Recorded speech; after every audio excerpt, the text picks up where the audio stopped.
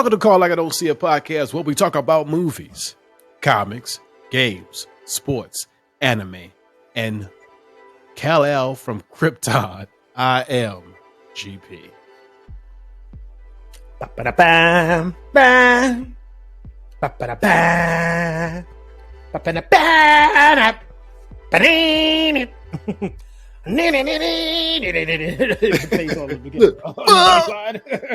Everybody see me flying? Back up! Shit. See your nostrils Hey. over this shit in the camera, bro? I'm trying to get God to dang. the metropolis. Chill. Shit, we know you fly faster than speeding bullets, Soups. Call your Hey. ass down. Y'all see me flying?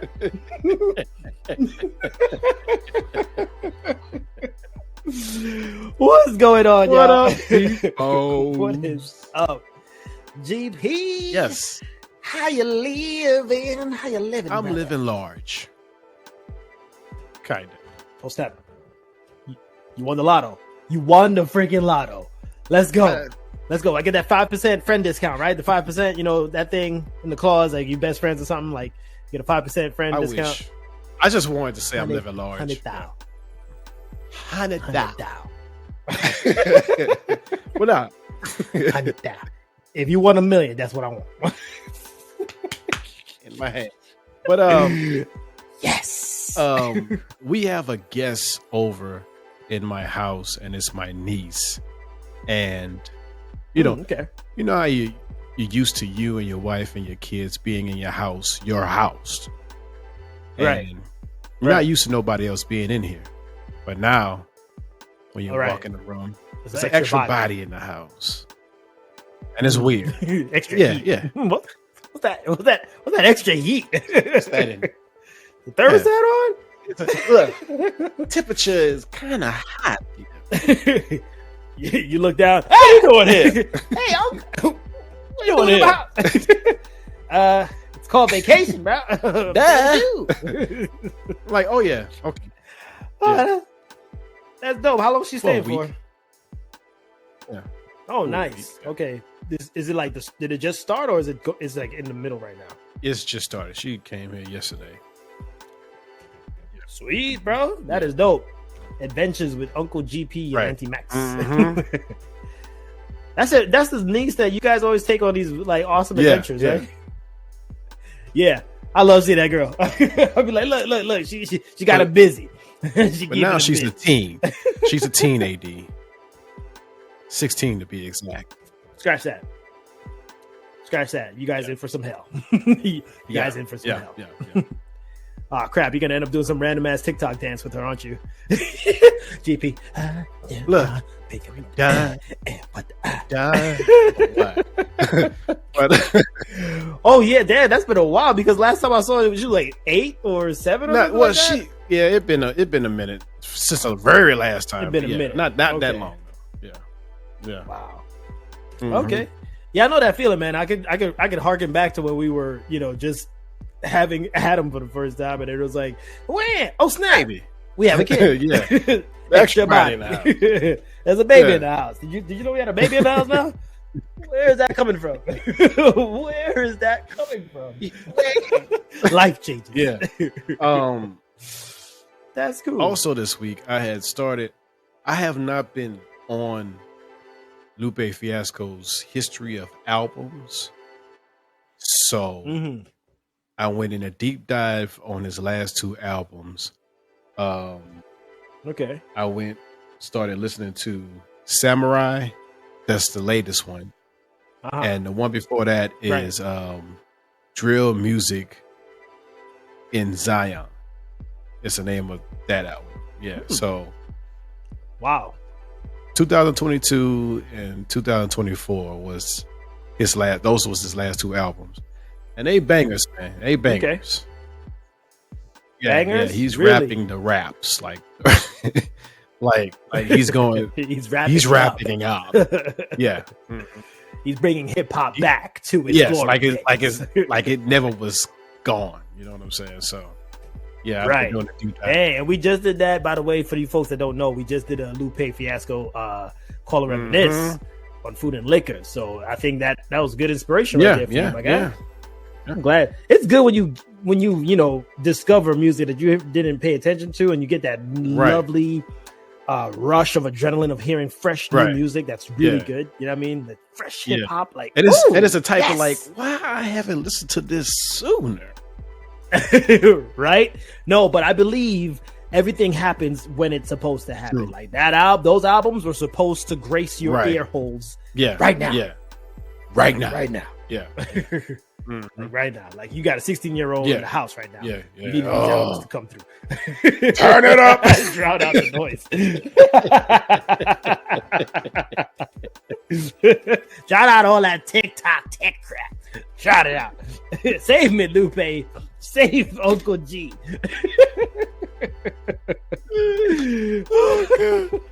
But yeah, that's dope though. I gotta give that a listen, bro. I gotta give that a listen for sure. Especially that drill music in Zion. That was a real good one, man. Real good one.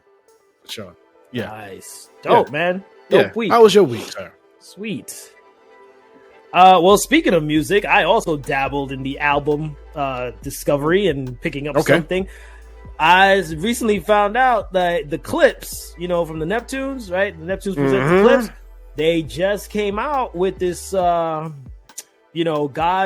let them rest, put them to rest. I've been seeing them on the internet advertising this. Let me tell you that album, bruh. You talk about hip hop being saved. Clips came back and saved some hip hop. They are, man, from start to finish. It's like 12 tracks, but start to finish, it's that good, clean. You could catch the lyrics, not that mumble crap. You know what I mean? And the delivery of Pusha T and Malice is just, my God. It's so freaking glorious. It's so freaking glorious. Like if I could rate it right now, I'd probably give it a 10, bro. Like it'd give it a quick review, album review. It's a 10 out of 10 for me, man. It's freaking. And they're the type of groups that they don't really do albums. They don't push out albums frequently. They like that. What it was like. No, and then I looked it up. 15 years, dog. It was 15 years since they linked up, and they had some drama, whatever, in between that, and then they came back now and just reunited. It's just like, well, thank you. Like I said, everything happens for a reason when you hear what you hear, or when these we should call it reminisce over that, and that first one. Oh yeah, that Clips album was tight, man. Grinding, like, but the Pharrell Williams on this one is in his bag, dog. Like he dropped some serious beats, dude. Like the opening track was like, oh my Lord, what is this? Thank you. I gave up on hip hop a long time ago, bro. And these kind of things is just like, it hits the heart, it just hits the heart of thank you. I know there's sense out there somewhere. There's sensible music somewhere. Out there somewhere. You gotta look for it. You gotta look for it. Yeah. So yeah, I will throw that album at you, sir, and I say, hey, you go cop that. We'll swap. Okay. We'll swap. Okay, because I still buy CDs and I got that thing as a CD in my car. All right, we'll swap CDs. I don't care what people think about people that buy CDs. Bro. Yeah, nothing wrong with that. I'm keeping nothing wrong with that. Ain't nothing wrong with buying a CD. Nothing wrong with that era. Popped it in the CD player. In the car. Nothing wrong with the CD era. Yeah. Banger. My bedroom trying to catch me off guard. She was like, "What do you mean you? It's coming tomorrow? Like, can't you just get it right now?" And I was like, "No, I order CDs. Yes, yeah. I come from that. Yeah, I'm still in that. Right. World. Yeah. All right. Yeah. So for all you CD players out there that's still playing it, let's go. Keep it going. Don't let that stuff die. But yeah, get on those albums, man. We got a whole different music review going up here, man. Whew. Let's go. But thank you, Clips. Thank you, Lupe Fiasco. Yes. Keep that stuff going for hip hop. For sure. Other than the Clips album, tomorrow actually, and I'll probably give my reaction, but you'll see it all over my Instagram stories for sure. Taking Adam to the Hot Wheels Monster Jam. We're gonna go see some monster trucks. Yeah. That's tight. Yeah. That's what. Never, ever, have I seen monster trucks up close and personal. So you never been to one? Out. No. Have some fun then. And he was like, we saw it like a month or two ago advertised, and he's like, oh, that would be fun to go to. And I was like, yeah. He's like, I want to go. I'm like, and you know me, it don't take much to convince me. I'd be like, okay, that looks like fun. Yeah. I've never done it. Let's go. Yeah. You know? So yeah, it's gonna be a damn dope time. So look out for that review next week. Okay. Hot Wheels Monster. Yeah. I can already hear the extreme rock music playing in the background. Monster Jam. Cross the cars on the face, cross monster trucks. Get ready to jam. Righteous! Righteous! Cross the shit out of that car! Daddy, you can't say shit! Oh, yeah! Huh? I said... You can't say the words!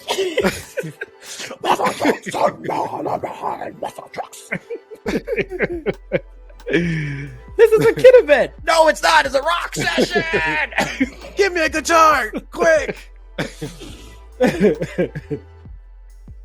All right. So yeah, that's been my weeks. Let's get a little bit angry here now, folks, as we normally do. We try not to be too angry. But there's some things you just gotta call out. When you are pissed off. And mad. Let some shit out. GP, what you mad about this week, brother? What do you call it this week? I'm calling out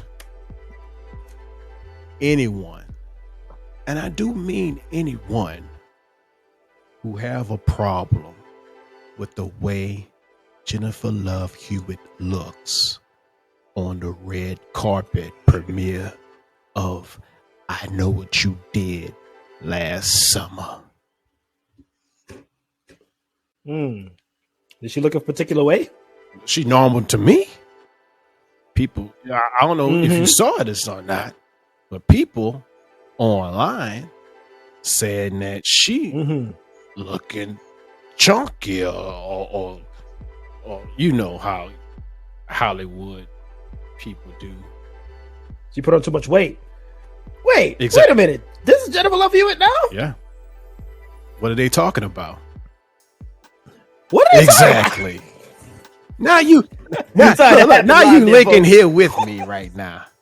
Nah. What is wrong with y'all? What? She should have been like that from afar.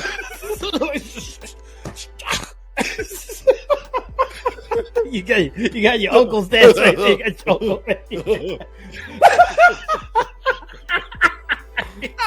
He put his uncle pads on. I'm trying to figure out what the world people talking about here. Something wrong with your eyes. So they're blasting her. They're blasting her for her weight gain, and she's that girl was like a pen when the first I Know What You Did Last Summer came out. It's like you don't understand what aging means. But not only that, she looks healthier. Like, I was concerned actually when she was skinnier. I was like, she looks like she needs to eat. she was cute, but she looks like she's hungry. She needs to eat. What do they think people supposed to look like? Man, that's Hollywood, bro. That's that twisted backward knowledge. Like, oh, she's supposed to be skinny. He's let his uncle stands looking around. Where the fuck is my belt? Let's beat these people. Beat these people's senses. What I see my belt around here somewhere. What? Oh, man, I was just that right there. That is just disappointing. I mean, what do you get? You know, that's the freaking society that we live in, man. That right there is a problem. The woman looks like healthy and actually like gorgeous. Like she's doing her thing. Like what is the, because she's not a damn down to the bone skeleton like the latest Ariana Grande look. Like somebody get that girl some help. Somebody give her a burger and some fries. She can't get any skinny, and also a shake. Come on, man. And something but, something else. Give her a hippo. Just let her eat a hippo. She'll get the weight back. They want to see the bone. The bone in your all shoulder. That. Yeah. No. Yeah. No. There is nothing wrong, especially if you made it like that in Hollywood and you're really beautiful and what. There's nothing wrong with your look. Not at all. I mean, that's sad. It is. And shame on those people, man. Shame on those people. Because even like, that's the kind of stuff that like Adele, for some reason, like Adele was beautiful the way she was before. I'm sorry. I agree. I have to throw it in. I agree. And then all this body shamming stuff. Yeah. And now she's slimming. I'm like, well, you don't look right. Because that's how you're supposed to be. Yeah. It's like, it's kind of. And when people do that dramatic weight loss, their heads look huge, man. It look like they out of proportion with their body. Big, massive. It looks like a bobblehead, a poppet figure, pop figurine. Like you might need to just put some weight back on. Yeah, But then again, we're going kind of contradiction here because now we're talking about. Yeah. But you know what? Your body is your body. It's your. Let's just swap that out. It's yours.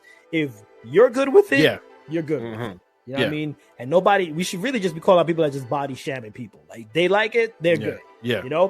But in this particular case here with what you just brought up, she looks even better. She looks better.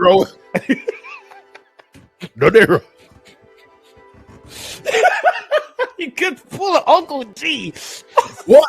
Somebody get Uncle G off the bike.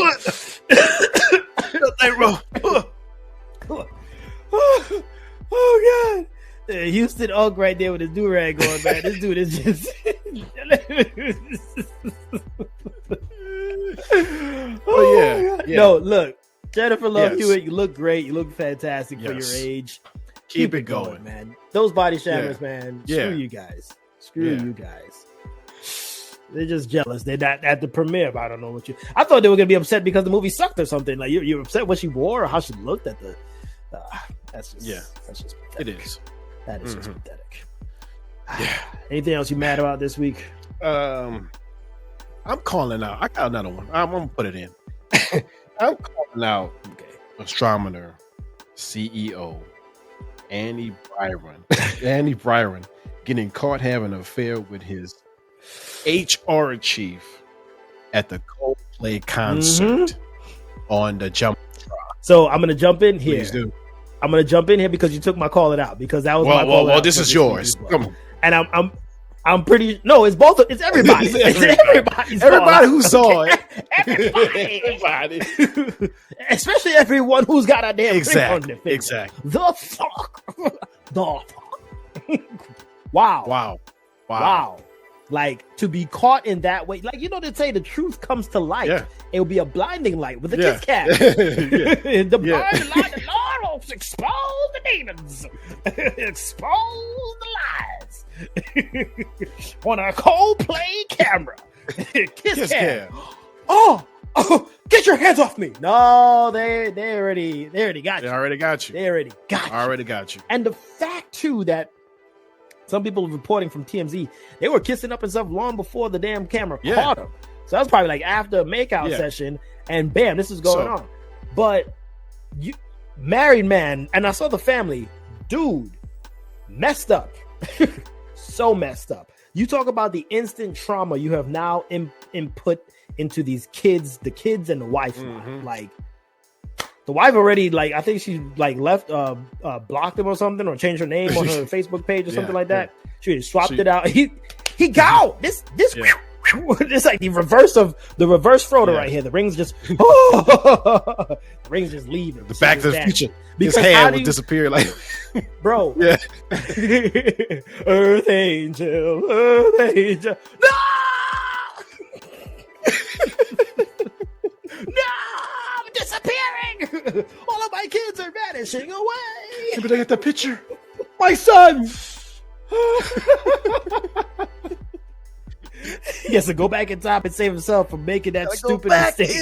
I can't hire Kristen. I just can't hire her. Andy, you gotta stop it. You gotta go back. You gotta go back to the Coldplay concert now, Andy. You gotta go back to 2025. You have to stop it. Your kids, Andy. Your kids. It's your kids. Andy. You're the CEO, Andy. Only you can go back to the future. Don't hire her, Andy. Don't do it, Andy. She's real good at her job, Andy. A Coldplay concert. A Coldplay concert. Kiss Cam Coldplay concert. You're gonna be all over the internet, Andy. All over. 1.21 million views. 1.21 million views.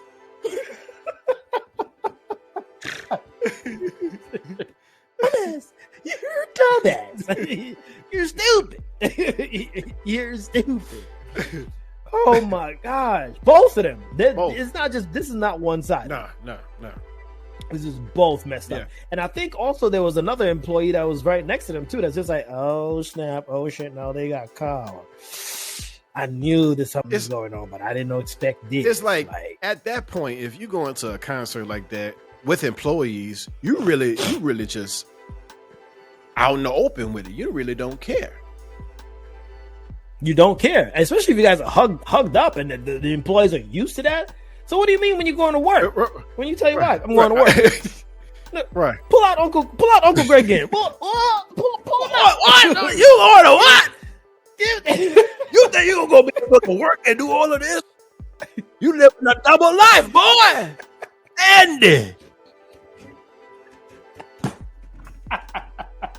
Coldplay?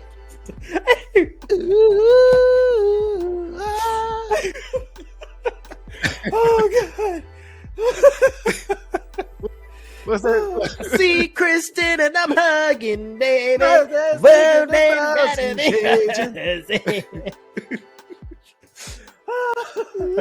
You're gonna need some extra clocks to wake your ass up when it's time for your divorce court law date. Yeah.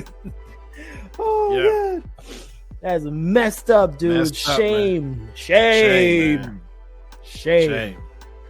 Cheating overall is just messed up, especially if you're a married man. Like boyfriend, girlfriend, that stuff, whatever. You get, that's whatever. And then it's like, common. But you did the vows, bruh.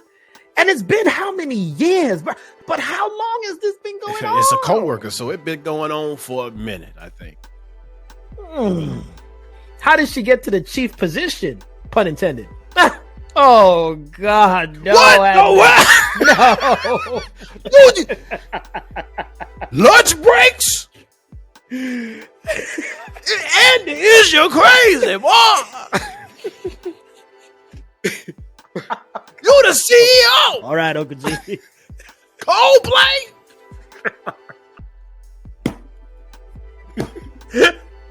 Oh God. Uncle G gonna get you. Don't get in trouble with Uncle G. He took his glasses off. He's so mad. He's so mad. You know, you get your glasses. Yeah. Oh, it's all right, Uncle G. Get some water. Take some water, Uncle G. Take some water. Don't get the blood pressure up now. Don't spike it. Remember what happened last time? I need my water pills. Remember don't go there, Uncle G. Don't go there, Uncle G. Remember what happened last time? Same shit to do. Yeah. Give him a space. Try to pull the belt out on him, but he kind of liked it. Even like you move away from that. Yeah, no, that is unbelievably embarrassing. I'm pretty sure they had to leave after that, like immediately leave after the kiss cam. One of the worst kiss cams in the history of kiss cams. It's they making jokes about this on the internet. They have different characters from different stuff that could be together as them. Come on, man. Yeah, it's bad. That's how dangerous this world is now, man. Any kind of mistake that's like that goes viral, that's it. That's why the wife changed the last name so quick. It's like there is no bouncing back from that. You the CEO. Send your ass to space. Send your ass to space, astronomer. Get the fuck off this planet. Just get the fuck off the planet. That's it. You better go to one of those space stations up there. Just leave. That's it. They should just throw those people up in space. That you had your shot at Earth, and you screwed it up. I think you should just be casted into space. I agree. Just go up there and keep the NASA Space International Yes. Center well guarded. And you can play Coldplay in space. Be floating in space. Be dancing together in space. Turning all around. Cry. All his tears from how he messed up. Just floating next to him. No. That's horrible, man. And all jokes aside, like the damage now to that family is irreparable. It's like you can't think about the kids when they go to school. How do you fix that? And like that's your dad? They're gonna be phones like, being shown and all that to their face. Look at this. Man, that's just not good. That's just not good. Our hearts here will call it for them. Guys, be strong. If you need a talking hand, talking ear. If you need a listening ear, hit us up or something, because that's gonna be hard. Sure. That's gonna be hard. That's the rest of your life. There's jokes against your daddy. Yeah. I don't want to hear another name, Andy Byron, the rest of my life. Get him off the planet. Him and Christian, send him away. Send him off the planet. She's all like, oh no. Oh no. They caught me.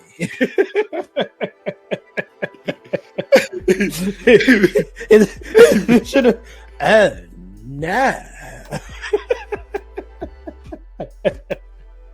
Don't touch me! Don't touch me! Get your hands off me, Cyrus! What you gonna do? Like, this is the most stupidest thing he did. I'd be like, how can you be a CEO and do this move? He ducked down, and then when they say, "Oh, they like having an affair," he like, all you see is hands doing that. Oh, like, come on, dude, you really don't care. Like, Andy, are you okay? Are you okay, Andy? You've been hit by the kids cam alert. Get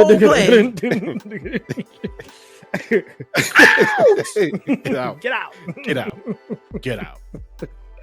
Out. And then put some fake freaking apology afterwards. Man, you know what? Screw you, guy. Screw you and Kristen. You guys are that's just horrible. And we throw in the call-outs there for any married man that just goes and thinks this is fine. Accountability comes back in many ways. Yeah, awful ways. Many ways. Yeah. Shine some light on that shit. You will get that camera on you. Whew! Damn. Good call out for sure, sir. Yeah. Thank you. All right, moving on. We do have a topic to get to here. This also important part of the podcast, brought to you in part by a guest that we'll be having later on too. So we have one topic. One topic. Yes. Let's get it going. 3 Nigerian men disguised themselves as women attempting to enter Dubai, but their efforts were failed by authorities. The trio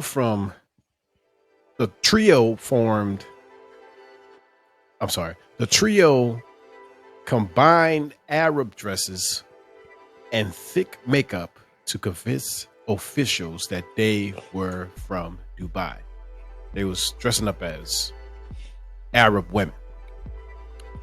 They were hoping to make a better life for themselves after hearing how the UAE was prosperous country with plenty of opportunities. Yep. They got caught with the old makeup on the face, wear a headscarf. Yeah, they've been watching. They've been watching too many movies. They saw white chicks right before they did it. They saw white chicks. They're like, we could do this. I know we could do this. We could get away. We could go and find a better life. Put the makeup on your face. Give me the makeup. Bring it over here. We are going to live. Let me touch you up. Touch you up. You need to have the eyeshadow. They can never find out. Do we need to do the bottom? No. Because a headscarf. The headscarf. Trust me, this is. But you do need eyelash. You do need eyelash. You need eyelash. Yo. That is just so messed up, bro. The thing that they actually would get think that they were gonna get away with it. I'm trying. You know what I mean? Like, if you go ahead. You look at the picture, like the makeup it's it's bad. Like, that is bad makeup. Look at that. This shit fake as hell. Do you have the picture of them in like fully in disguise? No, I just have the picture of their faces Okay. afterwards with what it looked like. Okay. What, like, there's a full body pic? Yeah. Okay, throw that up. We gotta throw that up. It was kind of convincing though, a little bit. Yeah, that's what I mean. That's just the face. Yeah. It was kind of convincing. Like you could pass, right? like you go walk past somebody, like on a like just past their eyesight, and it might Right. could have worked, but if they didn't work on the walk, right, like they gotta have that yeah, feminine walk. Like it got to be like Right. I don't. You got a woman walk. You got. No, I was just doing like not big of like your legs, open it up like it's like little small plates. A little bit more dainty. Yeah. There you go. They should have practiced that, or maybe they got caught. Somebody bumped into him as he was going on the plane or some shit, or they whistle at him. He didn't like it. What you say to me? You tried to holler at me? You hold my poodle. Hold my poodle. Hold my poodle. Who do you think you are trying to holler at right now? I don't think you know who you're talking Who do you think to. you're talking to? The rest of them like, shh, don't say nothing. Hush your mouth, you stupid little man. Lady like, I don't think those guys are from the back. Officer. Some random Karen caught him. Officer, yeah, hi. Look, they look a little sus. Yeah. Can you check them out, please? I heard a little voice. I heard a deep voice. They're gonna need a frisk. Yeah, the facial expressions of them as they're caught, like, it looks hilarious, bro. Like, the middleman, if you put this picture up, dude, the middleman looks like he was the one that planned it all out. Listen to me, guys. This is going to work. It looked like he was the one. The one on the left in the pink looks like, shit, I should have never listened to you. My life is over now. I cannot return to my family like this. This is embarrassment to my family, to my village.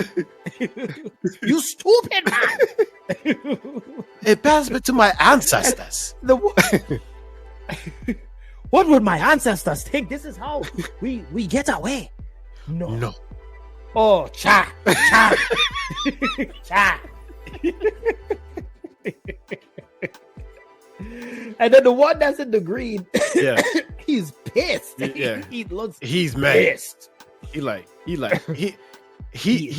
mad. He the one who didn't want to do this at all. Mm-hmm. He at all. He had a better idea. He had a better idea. I told you should have listened. Told you. You don't listen. I told you to go aboard the plane, under the plane. But no. I told you not to even wear this dress.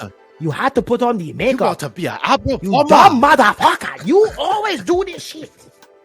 You stupid motherfucker. What are we going to do Look now? at our skin complexion. You think we could go to the airport like this? I told you it was number 44. You went with the higher number. That is not the shadow. That is not the foundation you need. Dumb. I got a question. With this. Like, how did you need passports and stuff like that? How was what did they have? How did they do it? What did they have to go aboard the plane? Well, maybe they dressed up like this prior, took the picture for a passport, and somehow got through. I don't know. In the make, they probably did it in the makeup. Yeah. And then they'd be like, "Why you have the same? Or they could have the same clothes as you do here. You have the same. You do not shower. I told you to shower. Why you wear the same clothes? This stupid plan. It's a stupid plan." But that gotta be embarrassing. I bet it was like 8,000 cameras being taken, and they just standing there. They just standing there, dude. Just granted, like, okay, we know you want a better life. It's not probably the life that you're looking for in Nigeria. Things a little rough. I get it, but to go to that extreme and then to be caught, like, that's just. There's other ways. It's funny they even try to get to America. You don't have to paint your face up. You just, hop on a plane. you can just, try to hop. Yeah.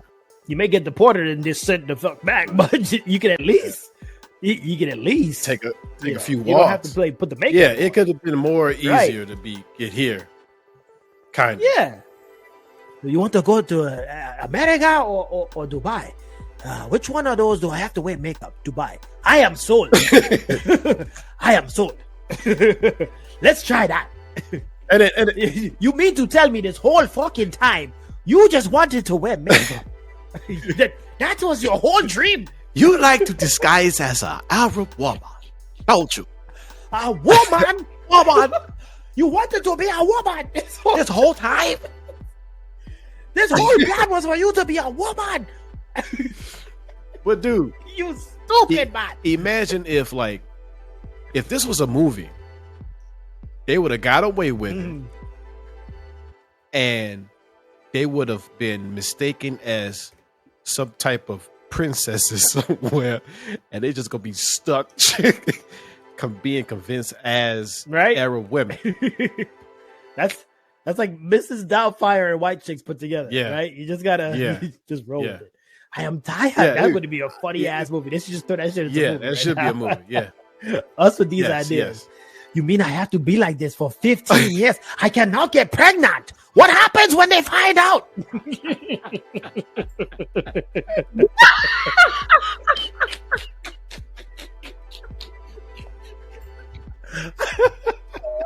I cannot give you the praise that you want.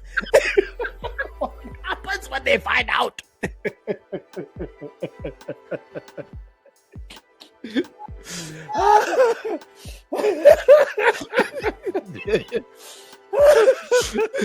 What happened? The next one got caught. He found me in this.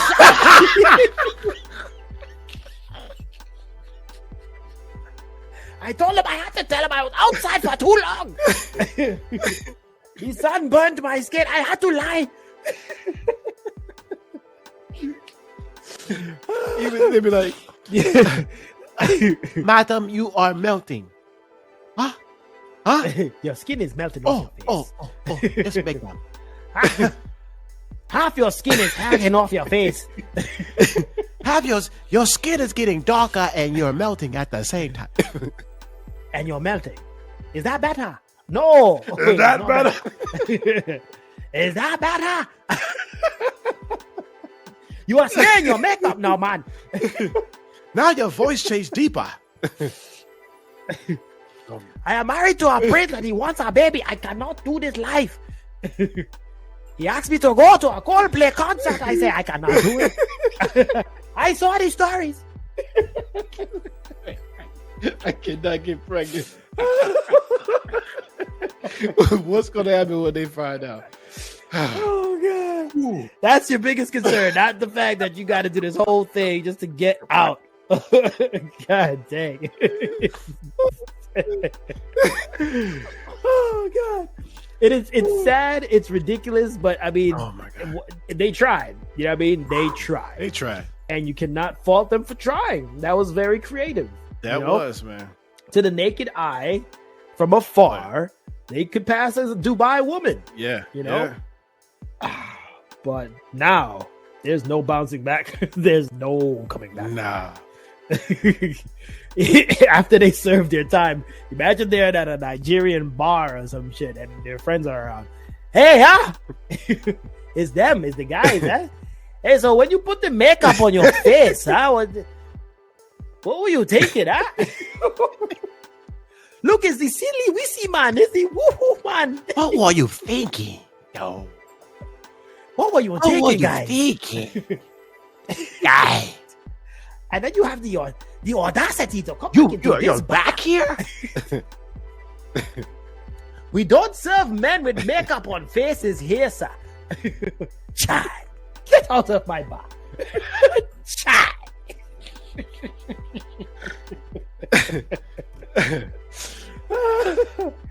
Oh God, I think we've had enough. I think we've had enough. I don't know what's in the water tonight, folks. I don't know, but I'm glad we're drinking it. For sure.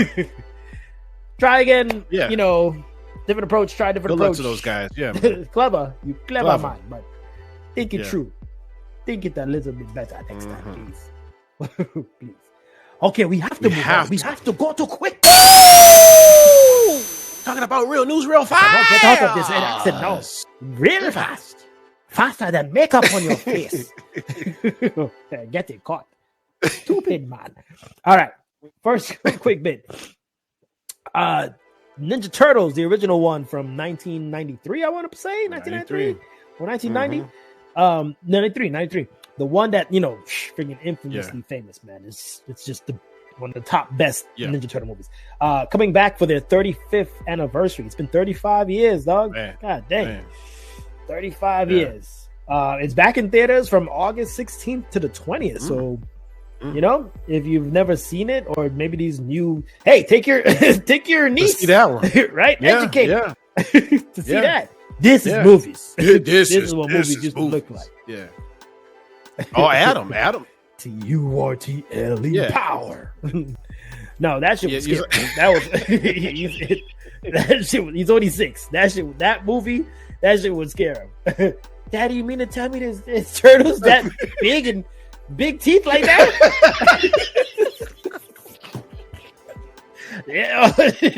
No, son. No. Living with a rat? With a big rat, Daddy? No, it wasn't that big of a rat. It looked big to me, Daddy. It looked too realistic, Daddy. That shit's scary. Roko Saki.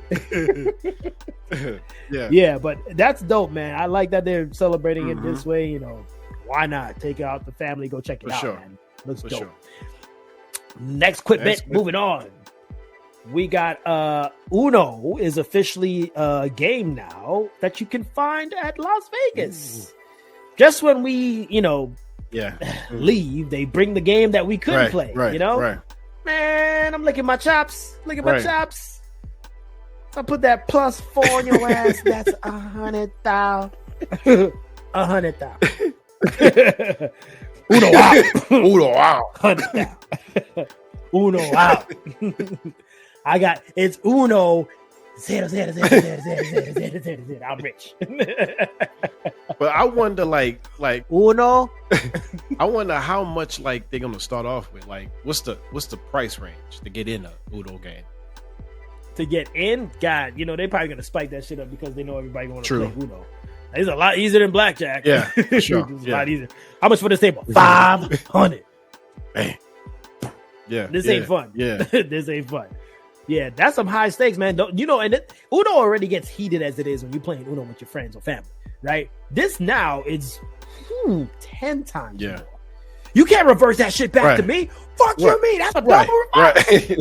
I got $500 on this goddamn table. That's a double reverse. It's going this way. Security. No, it goes this way. No, it's supposed to go this way. The dealer gonna call out security. No. These two. We're playing colors and numbers. We're doing both. I got money on this shit, man. I can't be losing no shit over Uno. I got so much pride on this game, man. Come on, man. Honey, I lost it, man. He put a +4 on me. I put a +4 too, but then he dropped back another +4. I had to pick up 12. He said, "Oh no, ow! I broke."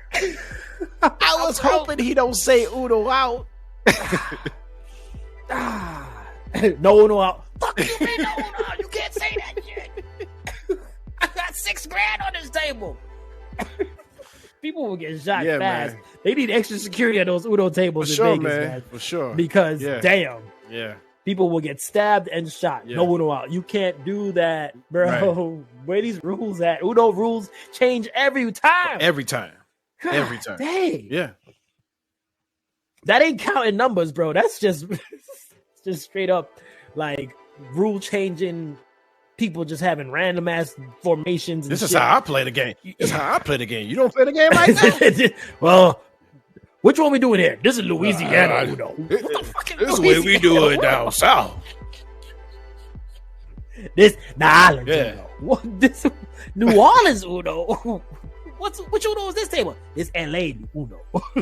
LA Uno. Dude, I was, God, dude, dang. when your son was playing Uno, was all into Uno. Uh-huh. I was playing with him, and he was like, "Nah, this ain't how we play Uno over here." I was like, "Wait, what?" Exactly. What? So this is like 18. Because I was winning, I was beating him, and he was like, Right. "This ain't how my daddy This ain't taught me how I how to play." play Uno. What you doing?" I was like, "All right, then we." I taught him Trinidadian Uno. That's what I taught him the it's Trini Uno.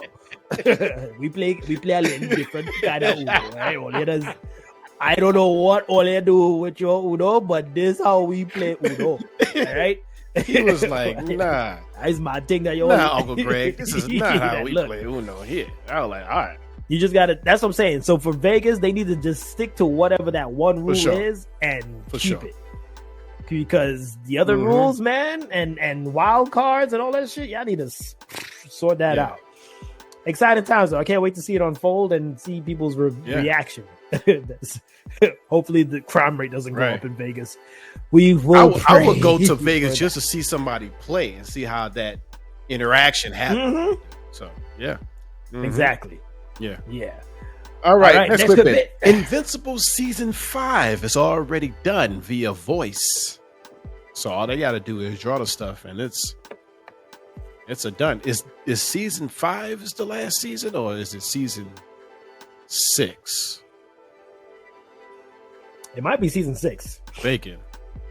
And I hope this is not done anytime soon. Wait. Damn it. I'm glad it's back. Yeah. It should be 5 or 6. I'm glad. Yeah. Nice. Yeah. Yeah, look out for that. Next quick Next bit. quick bit. Mortal Kombat. The second. The sequel to the 2021 Mortal Kombat. Yeah. I think so. Yeah, came out with a trailer. And it looks good. Yeah, it's got Carl Urban in it. Carl right? Urban. Fucking hell. I thought he was going to say, oi. Oi. I'm going to fight in a war. In a combat tournament. Oi. Shadow kick. Shadow kick. Shadow kick. Oi. You think that's a good? He was struggling though in that trailer to keep that Australian accent off. Yeah. Right. It seemed like it was giving him a hard time to keep it American. You think that was a good casting as Luke Cage? I mean, Johnny Cage.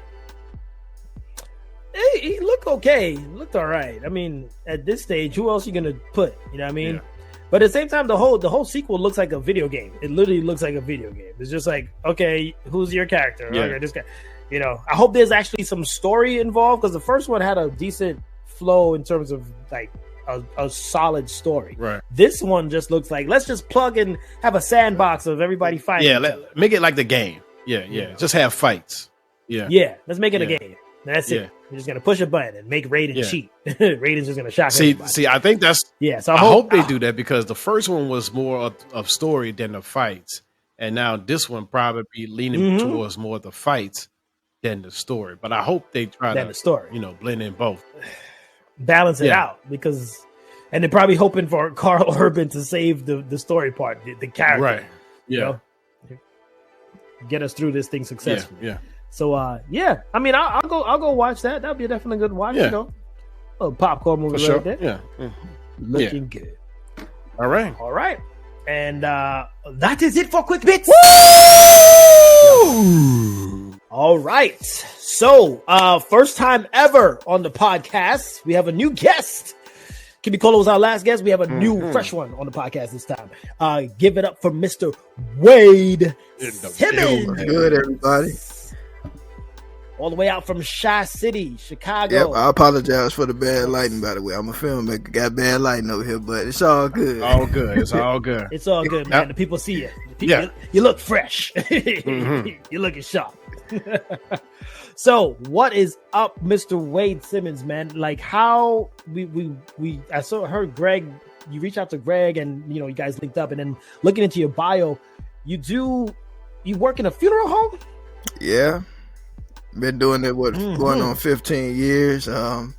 Everything that I'm doing was always something that I wanted to do as a child, so I just pursued it. Been a long journey, but I've been in the funeral business 15 years. Worked at one funeral home here in Chicago for 13 years, and then left. And since I'm a licensed intern in the state of Illinois currently, I decided to start my own removal transport service with the help of some other few funeral directors, buddies of mine. So just doing my thing, man.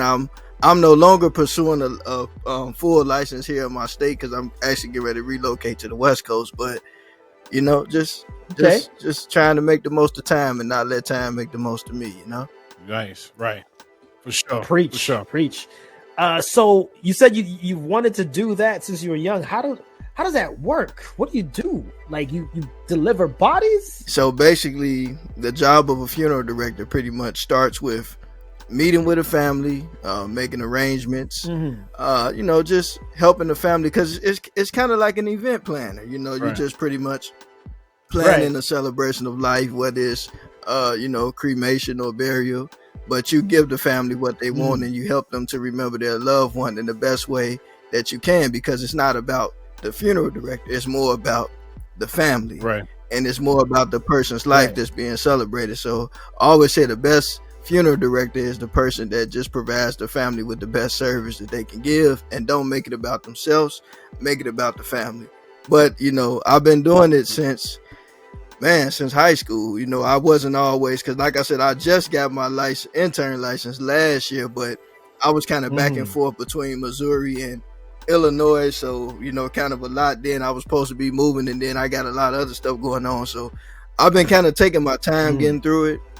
It's one of them things where sometimes like you get to do something that you wanted to do your whole life, but at the same time, like you have other responsibilities and stuff, because I'm a filmmaker. I train for pro wrestling, so jack of all trades and a master of none. For sure. Yeah. For sure. Definitely, dude. That is an interesting, intriguing combination of skills.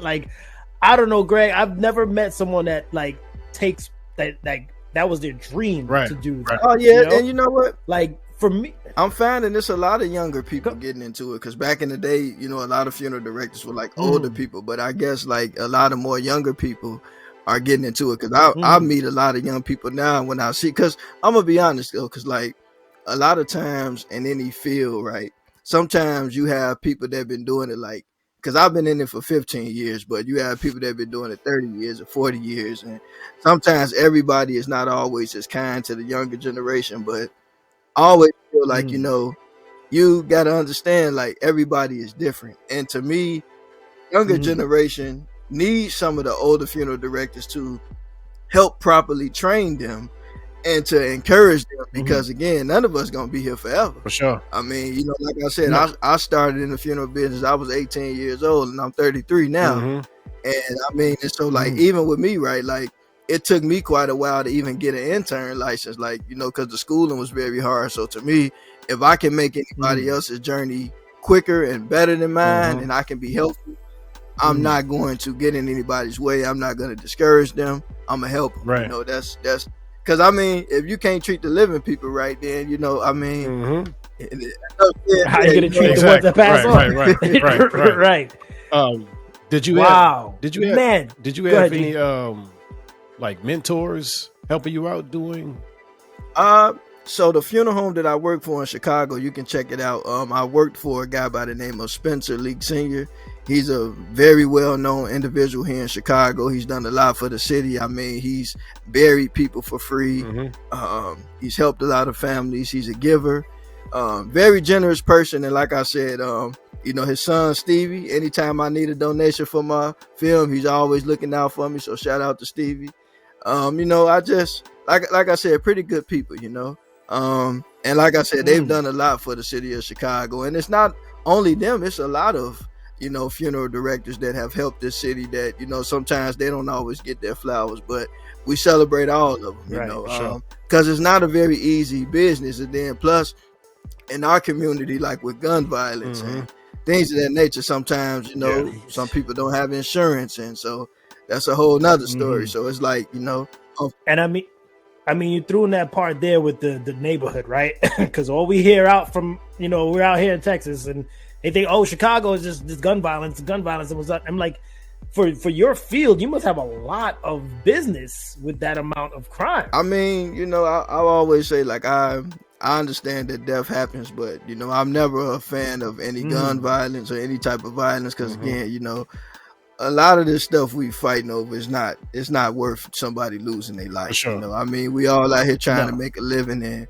I just think, you know, I think it's all in perspective. Like, I get it, but I think as people, like, even as artists, right, I think we're like, even like me, and that's why, like, a lot of the art that I make, I center it more around love and compassion and things of that nature, because like, I don't, you know, I'm not knocking anybody else, but I love my brothers and sisters, and I would always want to encourage them to love one another and not hurt one another. Right. You know? Right. Sure. This guy's an angel, ladies and gentlemen. This is we're talking to an angel right now who's on this earth. he's helping spread love and guiding these families through a very, of course, challenging time in their lives, bro. Like, your heart must be like 5 times the size of it. I mean, because you got to look at it like, you know, you like put it like this, like, because at one point I remember, like, we were getting a lot of more younger people than older people. Like, okay, let's be real, like, it's a blessing to live to be 95, 97. You know, somebody lived that long, you know, we can expect that's a pretty full life. You know, I've seen people make it to be 100, and, you know, but at the same time, it's like, but when you're getting, like, constantly getting 18-year-olds, 17-year-olds, 20-year-olds, and I'm not talking about from, like, you know, other things, but, you know, due to violence and trauma, and man, it's, you know, it kind of does something to you, you know. For sure. That was gonna be one of my questions. Mentally, right? How do you cope with that kind of pressure? So for me, I just focus on my art. Like I said, I try to, you know, and one thing about me, like, I love to see people happy. Like, that brings me a lot of joy. Like, to me, I don't like to just see people sad and crying. And, you know, and one thing that I can say about that business is that, you know, I don't just look at it as the aspect of just, you know, dealing with the deceased, but also dealing with the family, because again, you know, you're treating people right. You got to treat people right, whether you're in that business or not, but you're getting to know people. Right. And a lot of times just conversating with people, and, you know, it's kind of a joy in a sense, because, like, it's a lot of people out here, and it's so many people that I remember, like, earlier this year, I was at, like, it was like a food pantry that I went to with my grandmother, and there was a gentleman. He came up to me. He was like, "Man, I know you from somewhere." I'm like, where you used to work? I said, "Oh, I used to work at the funeral." He said, "Yeah, I remember you. You were very nice to me, man." And so, you know, it's just things like that, man, that, you know, just kind of warms your heart, impact. You know? Yeah. That's impactful, dude. That's touching people's lives. You know, like, if you're cooking in the restaurant, you're there for, like, celebrating their birthdays and stuff. But for you here, you're celebrating their life as they were before. You know what I mean? And also helping the family to celebrate that life and move forward, man. That's leaving impact across the board, man. Kudos to you, dude. Oh, man, yeah. And like I said, it got to be in your heart to do it. Like I said, there's a lot of good funeral directors out here, and I think that, you know, that a lot of people that work in that business, you know, we understand that in that field, it's no off days. Like, it's not a regular 9 to 5 job, because you can get a call at any time. Yeah. And I mean, what are you going to tell the family? Oh, I can't. No, like, somebody has to always be available, because, you know, and like I said, you never know what your day going to be like. Like, I've gotten calls on Mother's Day, Father's Day, all kind of days. So, you know, it's just, it comes with the territory, you know. Hey. Wow. That's deep, man. So how do you cut in directing? Mostly you direct short films, right? Yeah. How do you cut? So So film came about. So it's crazy, right? Because as a child, like I said, all I wanted to do two things. I wanted to be a funeral director and a filmmaker. Mm-hmm. And I remember in high school, right, like we had a teacher, she made us write out our life plan and all this stuff, and you know, kind of get our baby pictures and all that stuff, and just put a plan together for our life. And I remember I wrote in that plan that I want to be a filmmaker and a funeral director. And so what ended up happening was when I went to mortuary school, we had this test to take. And so after you finish the program, you got to take what I call the exit career exam, because it was that hard. So if you didn't pass the exit exam, you couldn't go on to sit for the national boards and get licensed and all that good stuff. So I was struggling to pass the exam, and I'm like, you know what? If I don't pass this exam, what am I gonna do? Because I done spent all this money to go to school, and I ain't, you know, so I'm gonna have to take up plumbing or something. So I went out to Vegas with my uncle, worked with him. I'm like, you know what? You know, this is just not my thing. You know, maybe being a contractor would have been, but not a plumber. So I'm like, you know, maybe I'll try to be a veterinarian. So I went to like some school to train to be a veterinarian. I went and I saw all the sick animals, and I'm like, I can't stomach this. Like, it's weird. People are like, how can you work with the people, but not like, but not the animals, right? Like, so I'm like, well, if I'm gonna go, because it's a puppy, man. It's a puppy, man. I can't do this. So I ended up going to film school, right? And this is the funny part. So right when I went to film school, I ended up passing the funeral director part of the test. Right. So I knew I was on the right track. Right. Like, it's crazy how it didn't work out until. So then I ended up going to film school. And as soon as I got in film school, I just started making short films. Like, I got all this equipment. We got, you know, all these students, and we got access to actors and all this good stuff. Like, I'm going to take advantage of it. And then, so like, the school was trying to slow me down at one point, but I'm like, look, I'm in the funeral business, man. Tomorrow ain't promised to nobody. So before I leave the school, I had already produced like 14 shorts. Not saying they were great. You know, I'm not going to say they were great, but you know, but you put some serious work in. You got to do it, you know?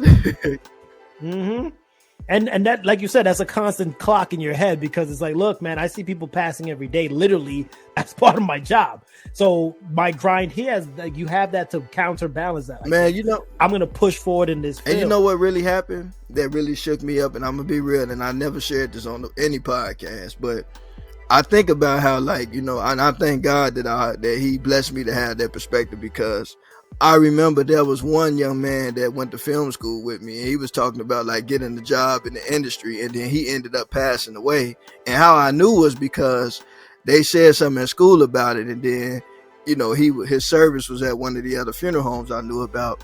And then also while I was in film school, one of the young men that went to elementary school, he was a little older than me, but he was a funeral director too, and he passed away in a car accident.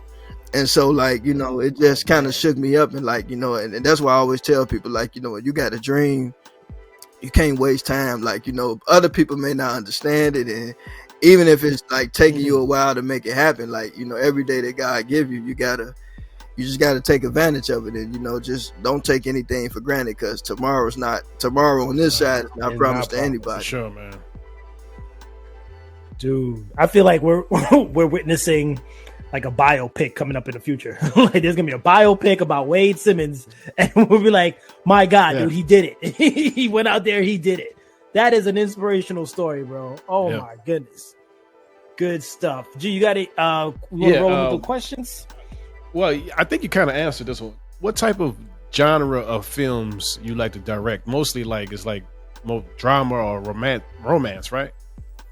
Yeah, well, I'm gonna be honest. Yes, I like to make it because I love promoting love, but also it's just much easier, to be honest.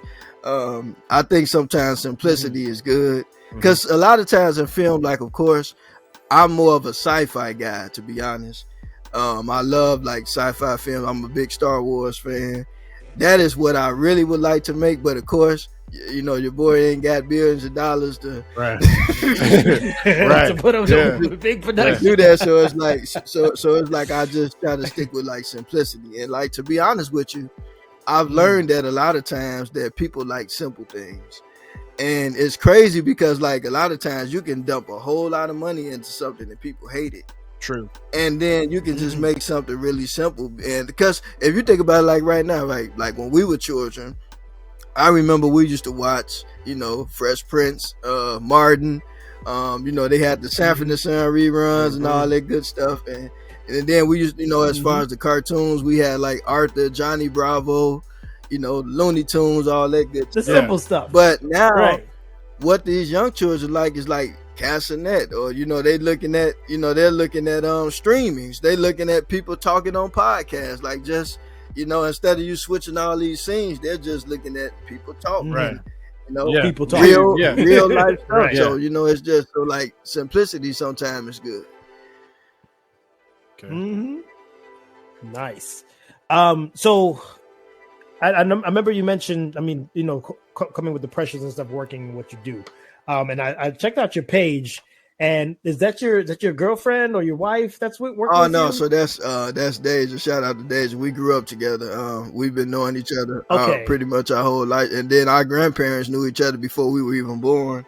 So that's so, you know, Deja, she's been working with me for about the last 9 years, but like I said, we were knowing each other since we were kids and stuff. So, dude, that bond is so tight, because I saw that Love one that y'all did, that Love short film.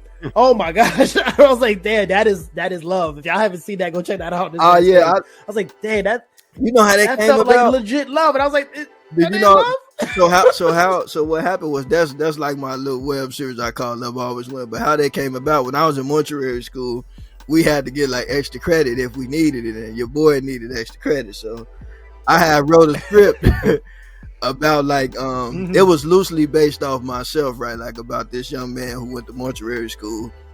He had a concept of time and what he wanted in life, and he was into this girl, but she had no concept of time, and she was just kind of, so it was kind of along the premises, and I wrote it. And so when I went to film school, I remember, like, you know, I had created like a lookbook, and I had, you know, one of the Sultan brothers, two twin brothers, they're very talented artists. They, like, you know, would help me draw up my characters and stuff. And so one time I was talking to my teacher, and he was like, you know what, Wade, instead of you trying to pitch your idea to a network, you're a young black man from Chicago. You work in a funeral home, dude. Tell your own story. Make your own stuff, bro.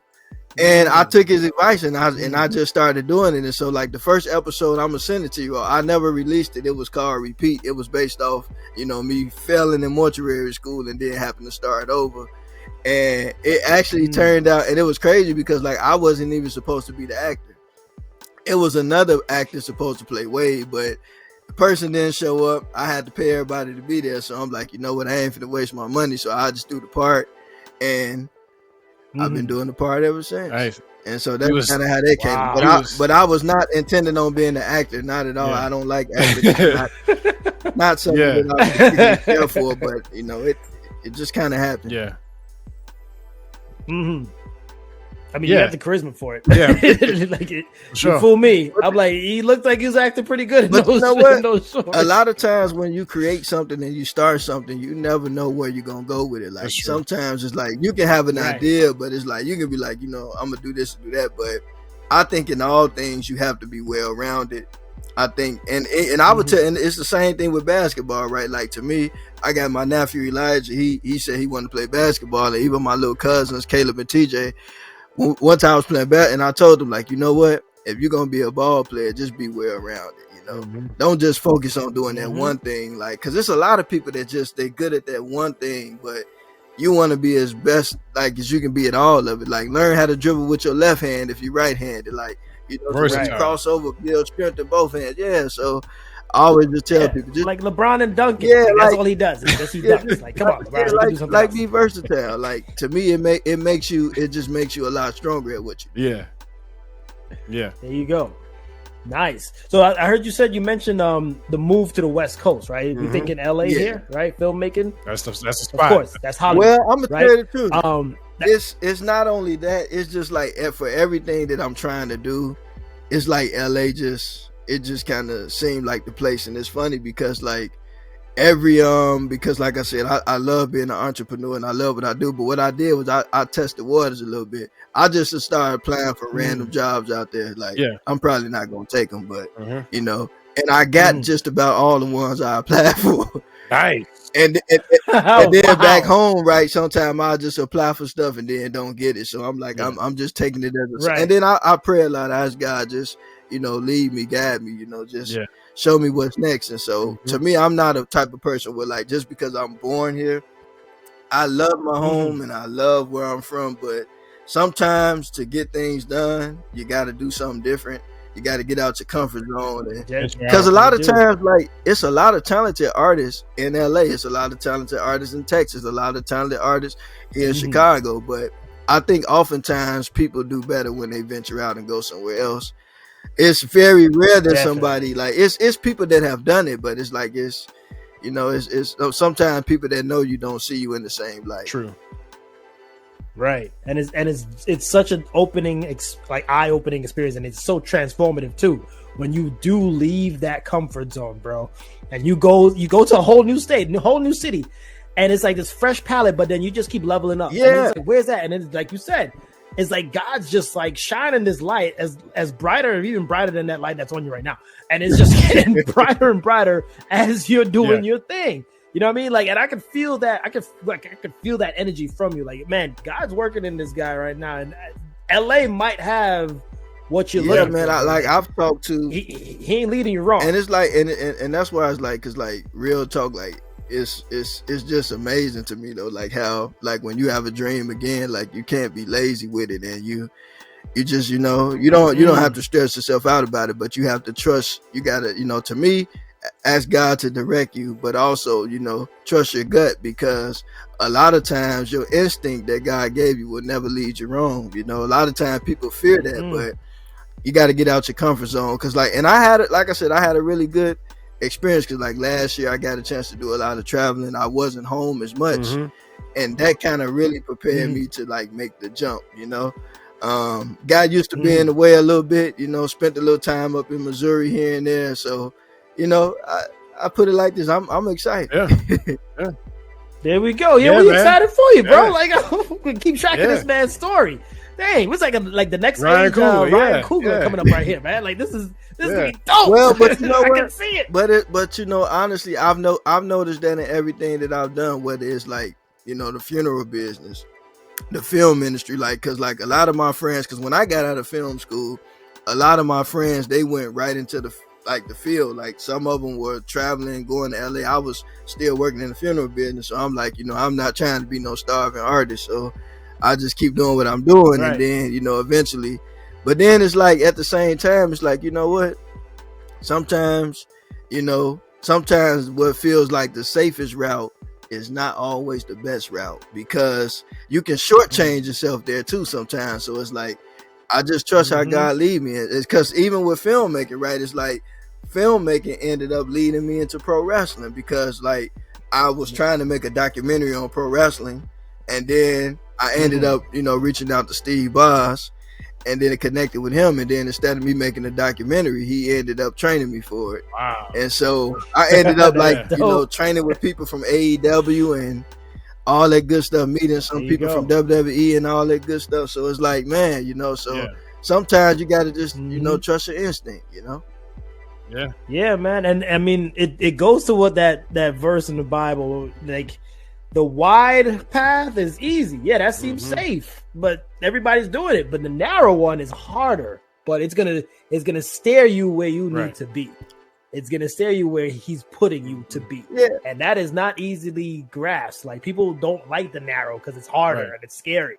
But once you're on it, bro, it's a fascinating ride. Yeah, and it's definitely fascinating. And to me, it's like, you know, again, like I always tell people, because I've had, you know, some situations with family where they be like, you should do this, do that. But I'm like, you know what? I've had enough encounters in my own personal life with God, how he led me, and it always worked out. And so when it works out in that way, it's kind of hard for people to tell you anything different, you know? And so like I said, like, you know, sometimes the route that seems like the safest is actually more detrimental to you, because again, if you're trying, and then you got to look at this, like in this generation, you know, our grandparents and parents, they grew up where sometimes you probably could have one job or one career and do this, but now everything is media based. We have AI, you know, pretty much you can't spend too much time in one place no more. And so it's like, it's like when you think about it, like you have to be very versatile. Like we're kind of Yes, you do. we're kind of like in a very unique state right now, but you got to protect your future, man, and your present. If you don't protect your present, you don't have much of a future. Exactly right. Bro, can I throw another thing you should probably, put on your resume? Open a church. Can Wade Simmons open a dang church? Please. So we could go. Oh my God. Like I feel like you need to be talking to the youth on a regular Sunday, bro. Like just come on over to Wade Simmons church. He's gonna steer you right. That's you have a powerful voice, man. You have a powerful spirit that could do some serious, I don't want to say the word damage, but you could light some serious fires, bro. Like, but to God be the glory, man. I just put it like this. I love people, man, and I just rather, see the young people just doing something more positive with their life and not destructive. Because again, like all the senseless violence, like real talk, a lot of this stuff is over nothing. Like we all just trying to make a living and, find out and discover who God called us to be. And so I understand that sometimes, everybody have a different upbringing, and that's understandable because the world is not always a kind place. Right. And I wouldn't even say the world so much, but sometimes the things that people do, it's not always kind, but we have to be stronger than that, and just, don't let the darkness, outweigh the light. You got to always let the light overpower the darkness. And so I just think like, teach the kids to have love in their heart. Yes, teach them to stand up for themselves and what's right, but don't teach them to hurt one another or hate one another because, and then like I said, like to me, just have love in your heart. Like even in our communities, right? Like, we should be spreading more love in our communities and trying to be a help to one another. Cause it doesn't do no good for us to, terrorize it, For sure. Nah. Definitely preach, man. For preach. Sure. For Jeez, sure. Round of applause. Everything this man said is just gold. Straight gold. Oh my God. G, you got any questions that you want to ask? When you was training for pro wrestling, did you have like a wrestling name and a song you would go out with? Actually, you know what? It's funny because when I stepped in the door, I had everything ready. I had my theme music. I had my girl Akira make the music for me. I was ready. I was going for the thinking about like the $1 million mortician or something like that. But I was like, you know what? I know I know how everybody is. Like, it's only one Undertaker. It's only one Paul Bearer. So I really was kind of like, I don't know if I want to use that gimmick because it's kind of been done before. Like I said, I'm in the field in real life. I'm creative enough to come up with something different, but but a lot of times you just go with, because like the thing about wrestling, right, is like sometimes the thing that you think will hit sometimes is not the thing that get over with the fans. But me, I didn't necessarily do it to gain any fans. Like I did it I was trying to make a documentary and just ended up training for it. But it was kind of funny though, because it's like this one wrestler, I'm not gonna call her name, but she was kind of like a bully. I said, oh man, this little girl trying to bully me. That's funny, but but I get it, but I guess that's kind of the way they break you in a little bit. But it was a fun experience, and actually, like I'm actually going to be finishing up that documentary like this coming next Thursday.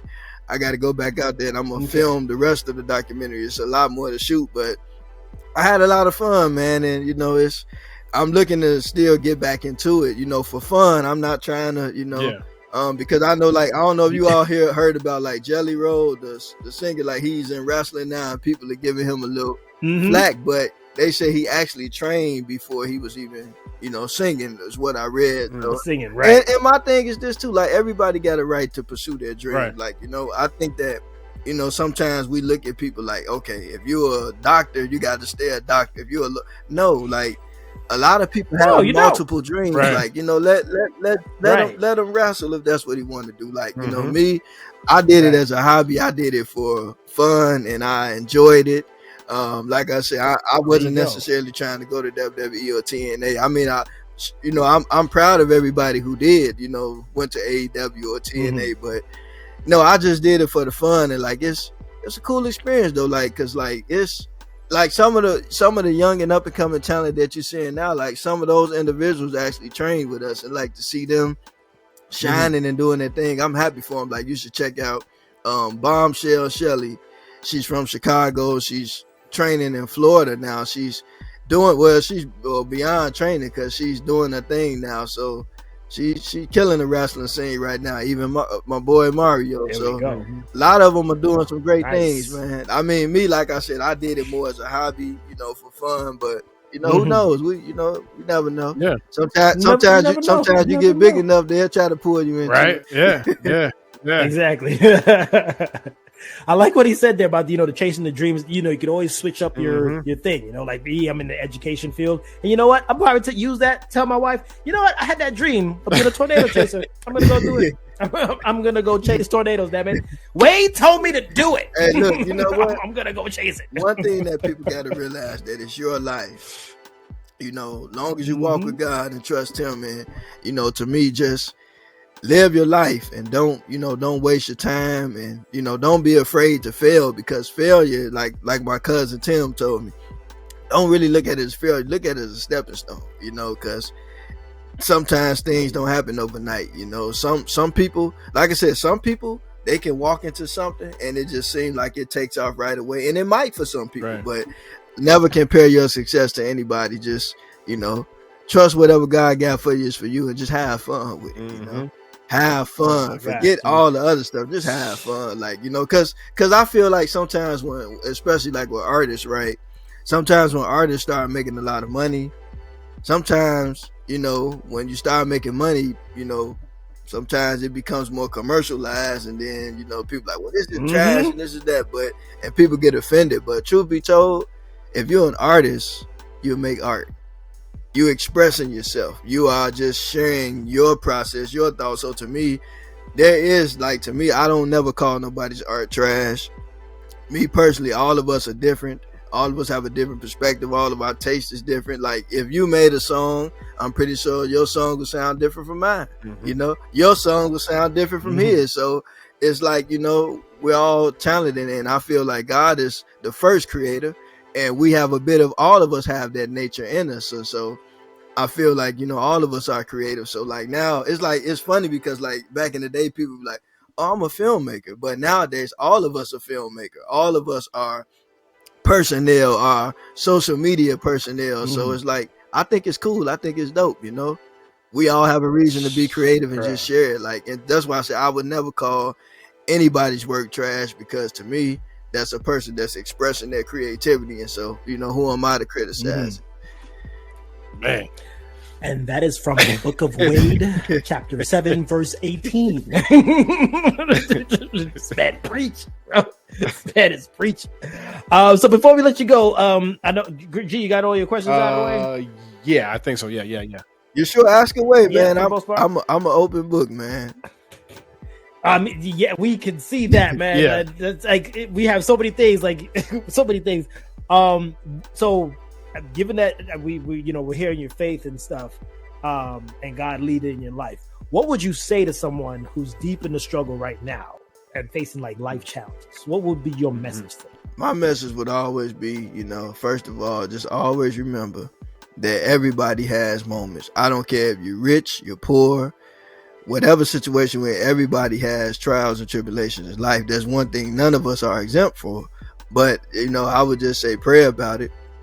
And not only pray about it, you do the best that you can, and whatever you can't do, just trust God to do the rest. But also, I think that us as human beings, we also have a responsibility to each other, whether we acknowledge it or not. Because if I see my brother in need, then it's my obligation to help my brother. It's a choice. But, to me, I look at it that, a lot of times in life, sometimes the reason why things are the way they are is because the human condition sometimes is that sometimes we don't always have that nature to help one another, because a lot of problems in the world that can be solved, God gave us common sense. He gave us a mind. I mean, even like world hunger, right? Like, it's a lot of money in the world and things of that nature, but it's a choice that people make. And so to me, if I see my brother in need and I'm in a position to help them, then to me, I should. That's just out of love, not out of trying to be seen, not out of trying to get any credit from anybody, but I should care about that individual enough to help them, you know. And I mean, and again, everybody's upbringing is different, but to me, if we were all more honest with each other and caring, you know, I don't think, you know, there probably would be any starving people or would be any homeless people, you know. I mean, don't get me wrong, everything is not black and white, because sometimes when you try to help people, you can put yourself in a risky situation too, because everybody's mind is not right, and so I can understand that too. But that's why I say, like, it's just one of them things, like, man, everything is not black and white, but I just feel like, you know, if you can help people, then, you know, do the best you can. Use discernment and wisdom, but do the best you can. Amen, brother. Yes, sir. Amen, brother Wade.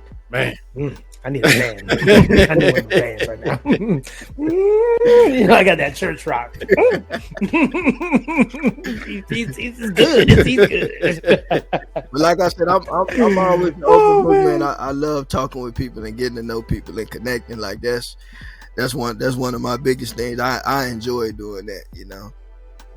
Man, and we are glad we connected with you, dude. Like we definitely got to keep in touch, keep up all the great work that you're doing, bro. We're gonna be praying for you as you make your move over to LA.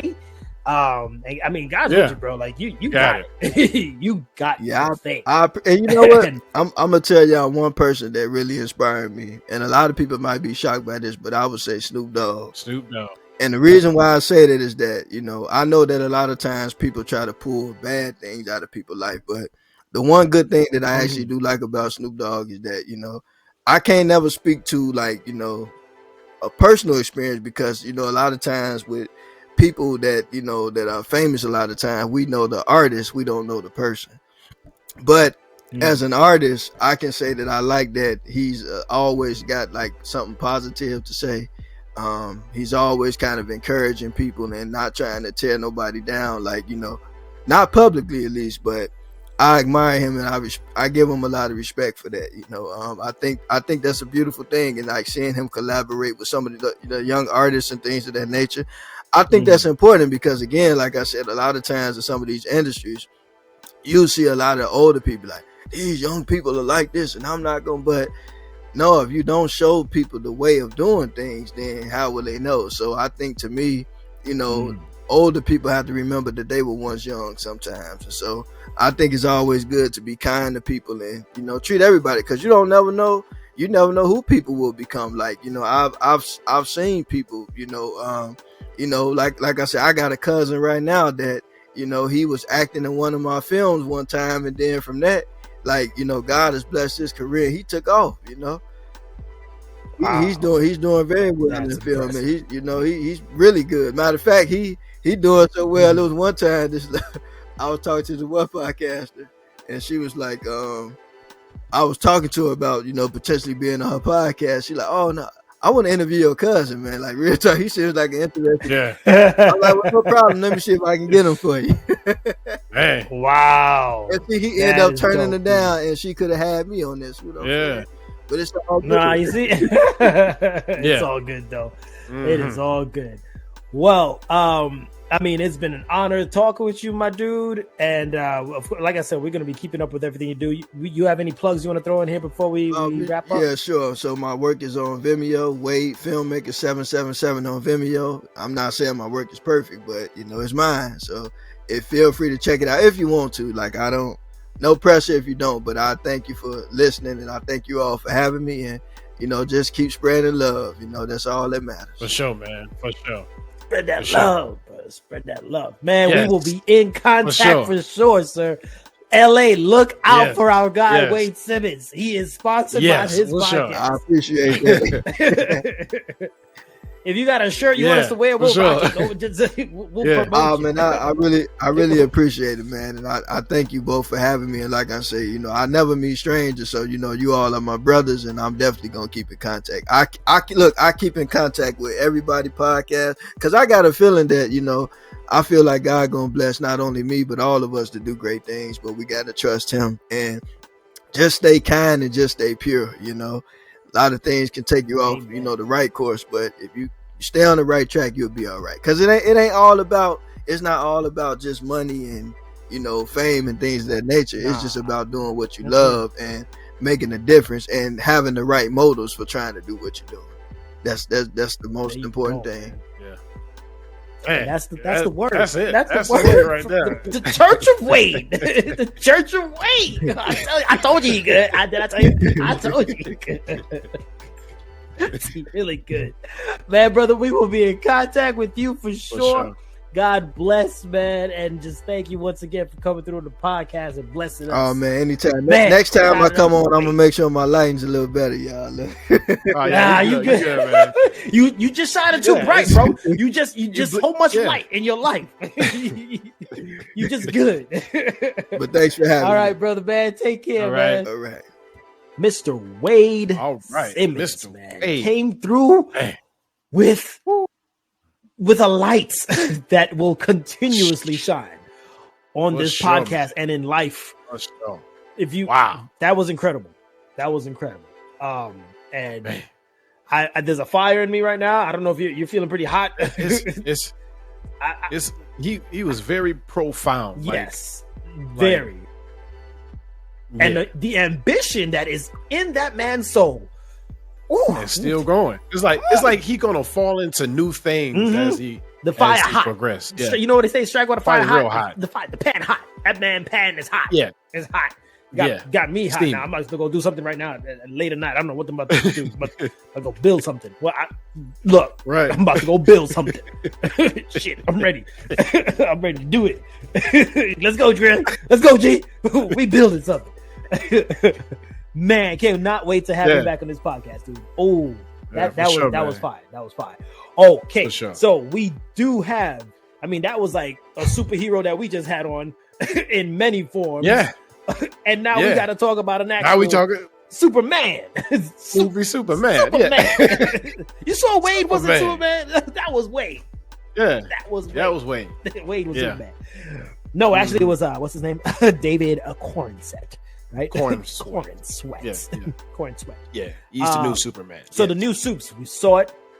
It was been a while that Greg and I went and saw a movie actually together. So that's good to bring that back into the mix. So for sure. I don't know where to start with this. We'll try to keep it spoiler free. We don't know what happens, but take it away, Greg. Yeah. What were your thoughts as you took in this new Superman? First off, I said this from the get-go. James Gunn was going to crush it. Mm-hmm. And I know his history of movies and films. He crushed every film he ever done, in my opinion. Mm-hmm. So I already knew that when he take on Superman, that he was going to do a great job, and he did, in my opinion. He shot it off.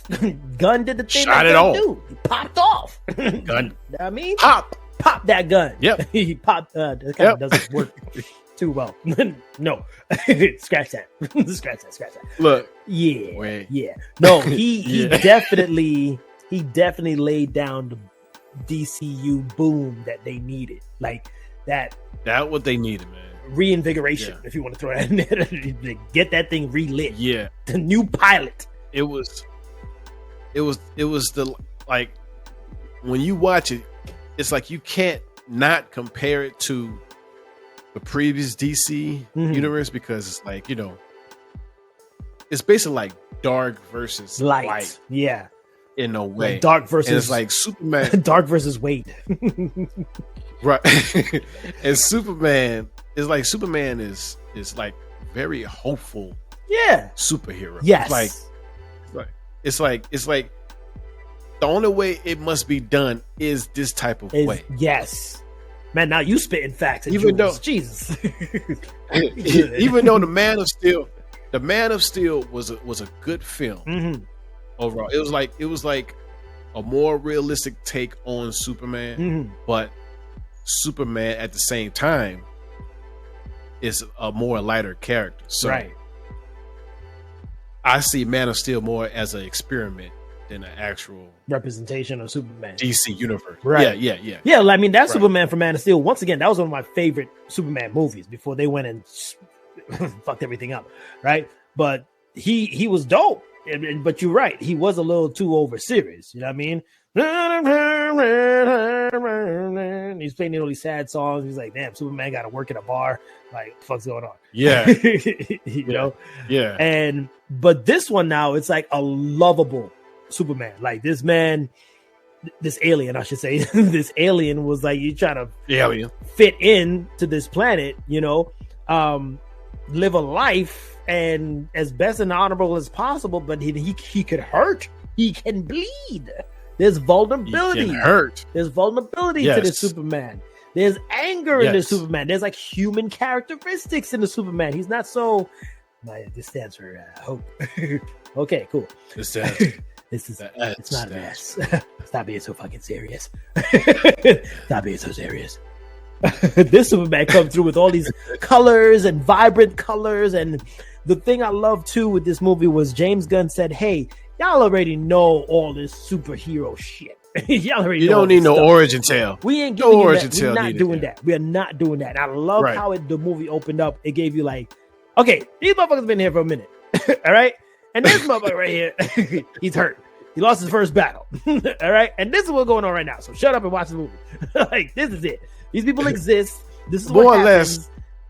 We're in the world. Yeah. You know what I mean? More or less, he gave you a Star Wars scroll. Like, kind of. Kind of. But in his own way. It was a summarized Star Wars scroll. It was kind of like, look, there you go. Y'all should know this by now. You grown-ass men, you grown-ass people, you know about this story. Right. And if you don't, Google it. I don't have this kind of time. You know what I mean? Yeah. I don't have this kind of time. Because like I feel like some people are expecting like, oh, you got to start over and show all these the same generic shit. For what? You know Superman's story. For what? You cannot be 30 in the middle of your 30s right now, or even your late 20s, and be like, oh, I don't know the story of Superman. Shut your ass up and get out my movie. Get out this theater. Shut up. Who's Green Lantern? I don't know his story. You don't know Green Lantern's story? Shut up. Like they don't, like he did it perfectly with, he did not have to go and explain every single freaking thing, because one, it will take away the focus of Superman, right? Which is, you have to focus on Superman's story, right? Yes, this world has a lot of stuff in it. There's walking freaking kaiju monsters in it. Yeah, that is the world of hello, comic book. You know, random stuff is gonna be popping up. People have superheroes. This is what's going on. Like even when they showed the Lex Luthor pocket, right? If you didn't see the movie, sorry, I just spoiled it for you, but whatever. And I was like, yeah, you know, this works. Shit, I don't need an explanation of how we got a whole freaking universal pocket with all these beings inside of it. And instead of like, you know, I had to compare to the Man of Steel again, like you did Lex Luthor, like you was not sure that you wanted the audience to know that that's Lex Luthor. Jesse Eisenberg's Lex Luthor. It's like you was trying to say that he's not Lex Luthor, but he is Lex Luthor. This interpretation of Lex Luthor is like the comic book, super accurate version of smart billionaire, obsessed with Superman, obsessed with bringing this man down. Hey, kudos! I'm gonna throw a shout out to that actor, man. I don't know his name off the top of my head. Nicholas Hoult. There we go. Thank you, Mr. G. Uncle G came out for me just now. Put some respect on that man's name. That was the most convincing Lex Luthor I have ever seen, and I hope we do. He is in there for projects to come, because he stole scenes, bro. He stole, like, for you to stand up to Supes with a cup. Like, I don't know where the fuck your dog is. Like, and then crack jokes in Superman's face. Like, yo, he's not scared of you. He's not scared. I was like, that is brilliant, man. Because Lex in the comics, or even in the cartoon shows, he wasn't scared of Superman. He felt like he could beat this alien. You know, he's not a god. He can bleed. You know what I mean? And we're gonna keep going back with the comparisons, because how can you not? When they did this stupid, you know, Batman Superman movie, just completely fucked up everything. You know, Superman's so OP. There's nothing threatening this guy. Justice League, we're gonna just all fly around and get beat up. We just gotta wait for Superman, because he can't be beat. He's a god. Right. That's boring. That's boring. Yeah. You know, if I'm watching a movie, the whole movie. Yeah. Justice League, the whole movie tried to revive Superman. Like it's like we need him though. because he can't die. need him. We can't do shit. I can't do shit without Superman. Oh. Like, but if you plug in this Superman, it's like, yo, we need to work with Superman, with what they did with the Justice Gang, right? We have to work with him. Yeah. He can't do this shit on his own. And that's the beauty that I love in this movie, man. It's like, why would I watch something where there's no stakes? This is boring. What are we watching it for? Right. You already got the cheat code. Yeah. Throw him in there. The movie starts with Superman bloodied up and falling on the floor. I was like, thank you. Now I can watch. You start a movie with him losing his first fight. Ever. Losing his first fight. Magnificent. Magnificent. Magnificent. Bravo with that. Absolute cinema. that shows you what type of Superman film you about to watch. Exactly. It went bam, bam, bam. Sit down and watch what I'm about to do with this damn universe right now. Like, that was brilliant, dude. Like, he lost. I thought that thing was gonna come like midway of the movie. You know what I mean? I was not expecting it to be in the first 2 minutes. 2 minutes. And him actually relying, the next thing too, he had to rely on his dog, like man's best friend, like a human being. Right. Where he had to learn to be human. That was so cleverly woven into that character, dude. I'm like, that is magnificent For stuff. sure. Magnificent. For sure. I was so blown away. Go ahead. I'm about to say, and it made sense with everything in that movie made sense to happen. Like, it's like all the characters in this movie was perfectly cast and perfectly acted out. Like I didn't see anybody in there that you would look at like, he don't look right as this. Right. Or he don't look right as that. It was perfectly cast. Not just that, but they each had a well enough amount of time. Right? Screen time. Yeah. Enough screen time. They did not need any minute more. Like, I did not need to see more of Green Lantern. Yes. I got it. I love that dude as Green Lantern, bro. He's a jackass. Yes. But he works. Yes. That's my kind of Green Lantern. Yes. Even like Hawk. it's like, and also Go ahead. it's like he also, I like the fact that this James Gunn does this. He does this with Guardians. This is how he introduces Guardians. Like, the world don't know most comic book characters. They only know, the bigger, The main ones. the big Batman, Superman, Spider-Man, Wolverine. But he uses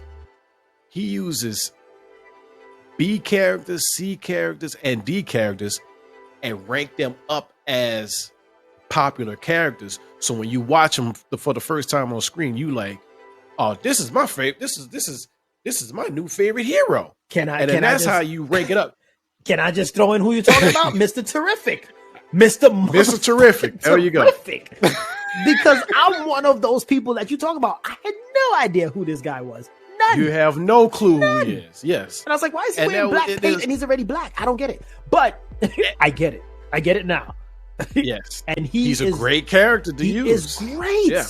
He is great. And now I want to know everything about Mr. Terrific. He was so terrifically done. I was like, dang. Exactly. That fight scene with the dome when he was protecting Lois Lane and he was taking out the whole camp. Yeah. I was like, yeah, dude, action figure much? Can I get him? I might get a poster back here. Right. Mr. Terrific next week. You're gonna have to. You're gonna have to. Yes. And that's what I like what he does. He uses characters that you don't know and rank them up so the world can, see, because you can't keep using the same characters. Right. To build a franchise off. Right. You have to use all the characters. Dude, even if they who's that next one? The Metamorphosis guy. Metamorpho. Right? Metamorpho? Yeah. I was like, dang, dog. He turned out to be super OP with the way he was burning. Yeah. I've never seen Kryptonite burn Superman and misshape his whole face like that before. I was like, that shit looks like it hurts. I was like, okay. Yeah. For sure. Okay, Kryptonite ain't no joke. Ain't no Martha saving this goddamn fight. Right. He gonna die. Right. Look, he ain't gonna get a little scar. He ain't gonna get no cut. No. Yeah. It's skin cancer. That's Superman's skin cancer right there. is fucking him up. I was like, oh, I thought he's just supposed to feel weak and have breathing problems. Nah, He got the mumps. God dang. That kryptonite is- Next shit. Turn it off. Stubborn page. Stubborn page. I can save your son. Just take this goddamn kryptonite off me. Take it. Page. Take the kryptonite off me. It burns. It burns my fucking skin, bro. This thing burns. I got bonitis. I got bonitis with kryptonite, bro. This is not cool. Look at me. Look at me. I can't take it no more. I can save your son, bro. Take this shit off. Kryptonite is not a joke for Superman, bro. Shit is painful. But it worked. Sure, it worked. Every angle he went with was perfect. It was perfect. I left there, I didn't have much expectations. I was like, yeah, I'm taking my son. We're going to hang out. Let's just try to enjoy the movie, because that taste that the other universe left in my mouth, I'm just like, it could be crap, whatever. But the thing that stuck with me when I saw the trailers and stuff is just like, man, I could relate to you could relate to this Superman, dog. Like, he seems like he's acting like a regular guy. He's also very cheesy too with his lines. I'm like, man, this guy is corny, but because he thinks that was what people say, Right. And it that connection, it feels like you're connected with this Superman. And that's the gold of this movie, man. That's the gold of the direction that he's done with the Superman. Like, you could connect to him. He's a dude. He's one of us. He's just super strong, but he could still die. So, be careful. Favorite part of the movie?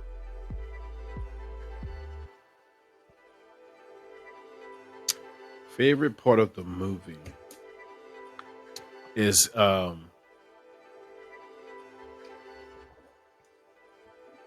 him versus the engineer and Ultraman. Mm-hmm. It looked like he was definitely about to die. Be axed. Mm-hmm. Yeah.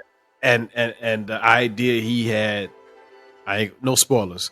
The idea he had to get out of that was like a Superman move. Mm-hmm. That's like something you read in the pages. Right. Him doing the thing that he did to get out of that is that's like a perfect scene from a comic book. I'm also throwing the fact of the threat of what he was facing was also legit. Like, shit, that sounds like it could kill Superman. Like, why haven't anybody shown this before? Makes sense. That sounds like it could legit kill Superman, bro. And I was like, dang, once again, Lex Luthor, brilliant plan. Brilliant. to do that. Brilliant. But that was like, and then to see him think through it, in the midst of not being able to breathe. I will say that. Yeah. You can say that. That was insane. But you have to raise the stakes that high and put him on the brink of dying for his story to actually hit, dog. Because that was amazing. And then not only that, once he overcomes that, then it's like, okay, what are we effing with once we do overcome the threat? I'll tell you what you're effing with. Exactly. Goddamn spinning around and flicking everybody off of me. And then I'll beam my eyes out and spin myself around and all you motherfuckers going to die in a second.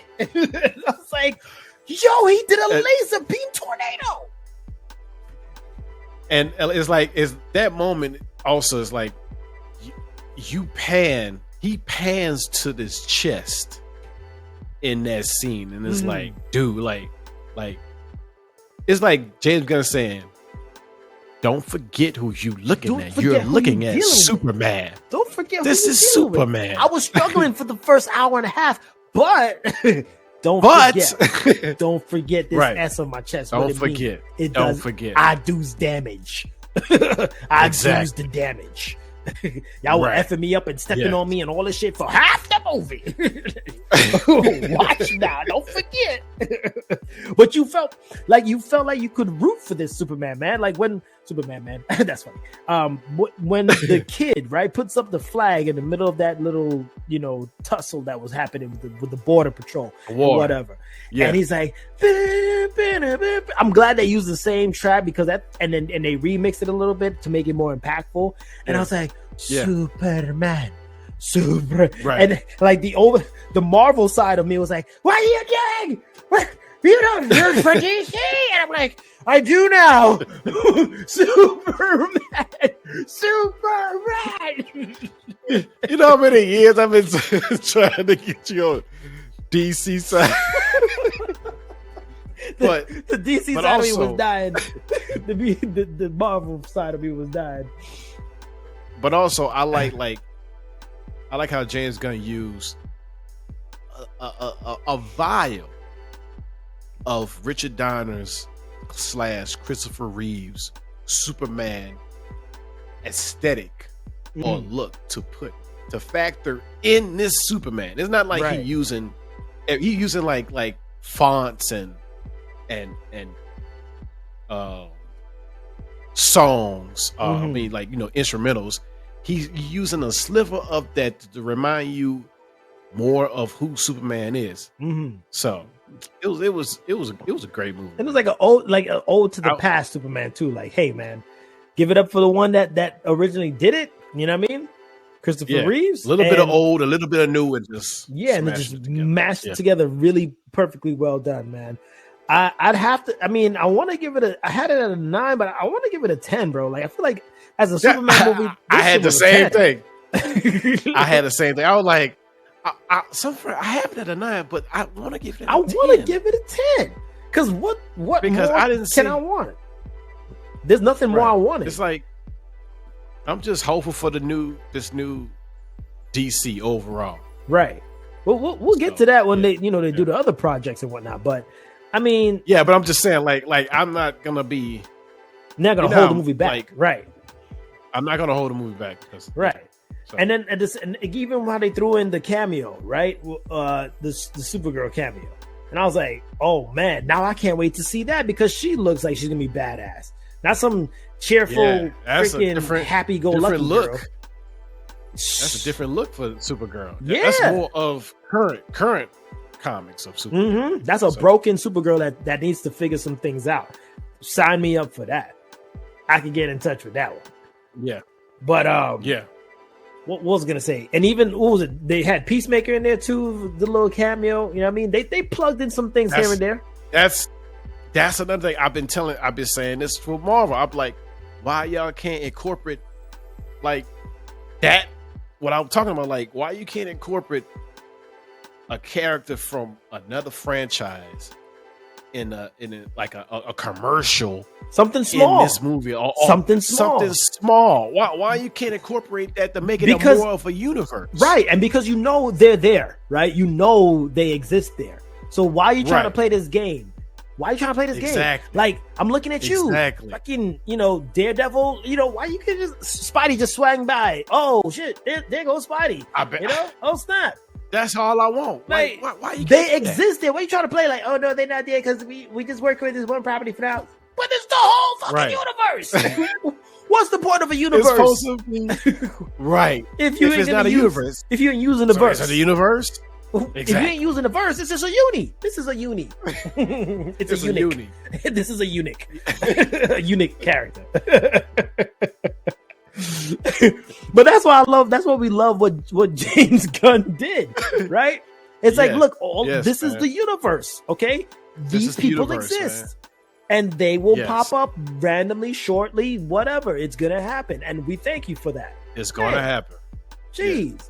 Hey. And it's those kind of characters. Like, he didn't have to throw in a random Batman because that'd be too extreme. Like, you can't just throw Batman in the fucking movie. That's Batman, bro. But he did it with some characters you weren't expecting. He did. I think a scene he did mention like Gotham City, like is that way, like right. Something where it's like you don't have to mention Batman, but you can mention Batman. You know what I'm saying? Yeah, right. Very, very small.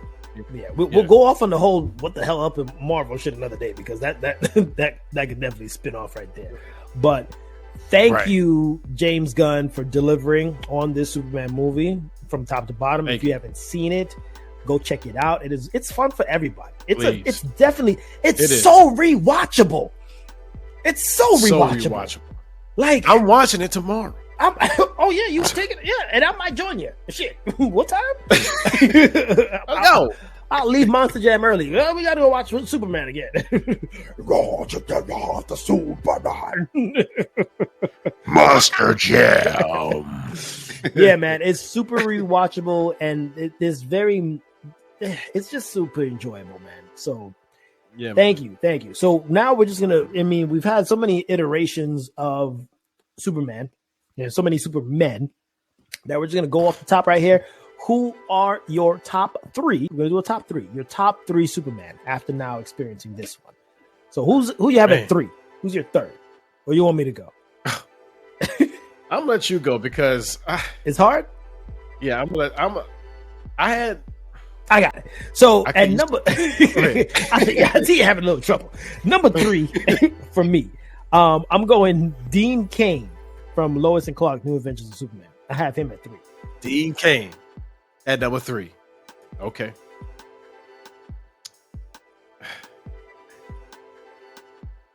I had Brandon Routh as number 3. But technically... Superman Returns? Yeah. I had him as number 3 because... he did a good Superman as far as taking what Christopher Reeves did and trying to mimic that. So, in my opinion, he was too bland for me, bro. I was like, bland. You know, like you missing some taste and shit. Like, what's this Superman got no taste, no flavor, just bland. He had that one scene that with the gun going in his eye, and that was it. And I'm like, that's it. You bland, bro. What's up with your palate? The palate of that Superman. I'm talking it's Christopher is that same franchise. That's what I'm saying. Right. To take on that character who was played by Christopher Reeves was dope.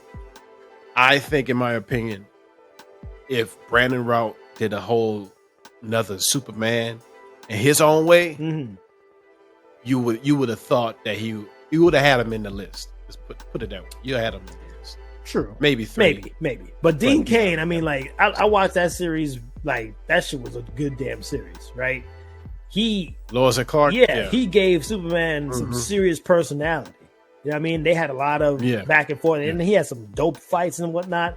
And on that TV budget, that shit was amazing. You know, that shit was amazing.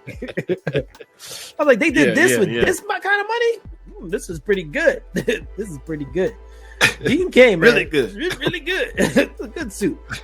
Yeah, I just don't know about that other man. He bad. You know, I get no taste. This man got no taste. All right, number 2. What you have for 2? Number 2. Yeah. I mean, I'll have to go with Henry Cavill. Like, he was my 2, man. That Man of Steel for me. I enjoyed that Man of Steel. Like, man, he did a good job. Yeah. They just messed him up. It was hard for me to put him in there too because of everything else that he was in afterwards, and they just completely obliterated him.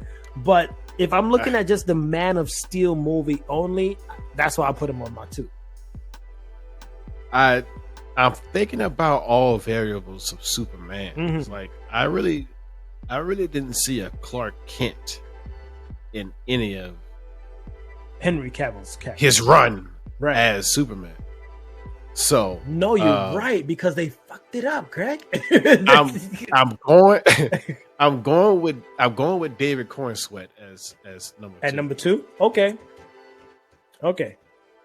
Yeah. He was my number one. I got David Corenswet my number one. He shot straight up. Yeah, my number one. He shot straight up to the top. I had Christopher Reeves as my number one just because he started it all. So you see, he didn't start it all, but he started it like for most of this generation. Right now.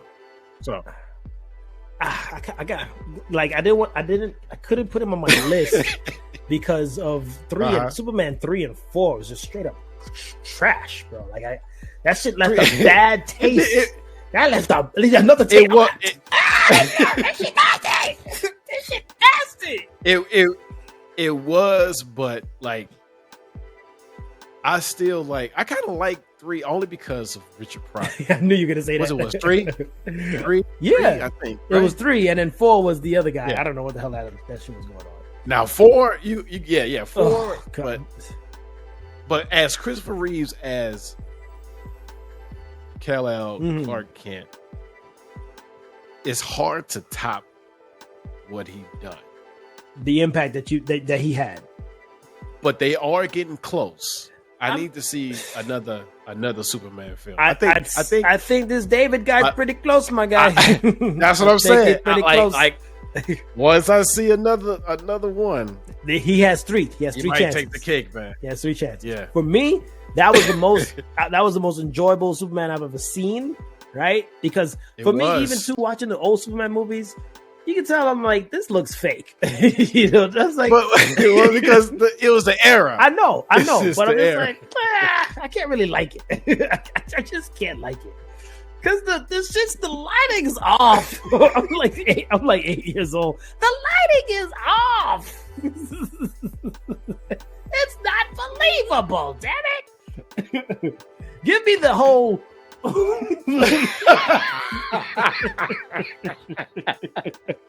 Give me the face of the shit. You see all the shit. Give me the. Nah, man. Yeah.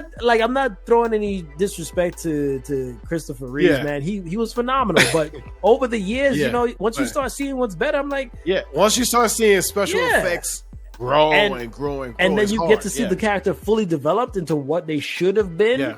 Like, man, like, come on. I mean, thank you, Christopher Reeves. It's like this. Mm-hmm. Another movie, Corenswet. Right, another one, and you'll be right there. Yeah, you'll be right there. Yeah, like he was a great Clark Kent. Mm-hmm. He was a great Clark Kent. Now, if we talking Clark Kent, because he was his own. If we talking Clark Kent, I will put Christopher Reeves at number 1. We talking Superman, right? Superman. If we talking but Clark like I'm saying, like, you gotta.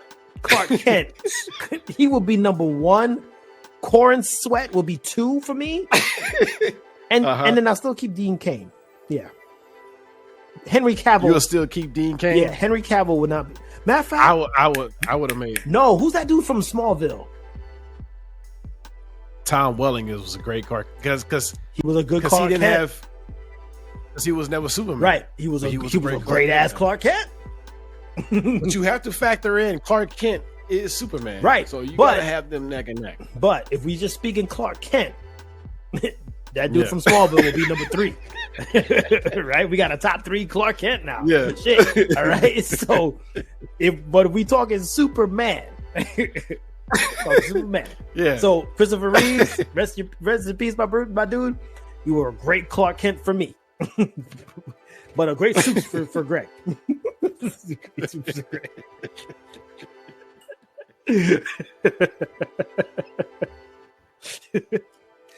Taste. Okay.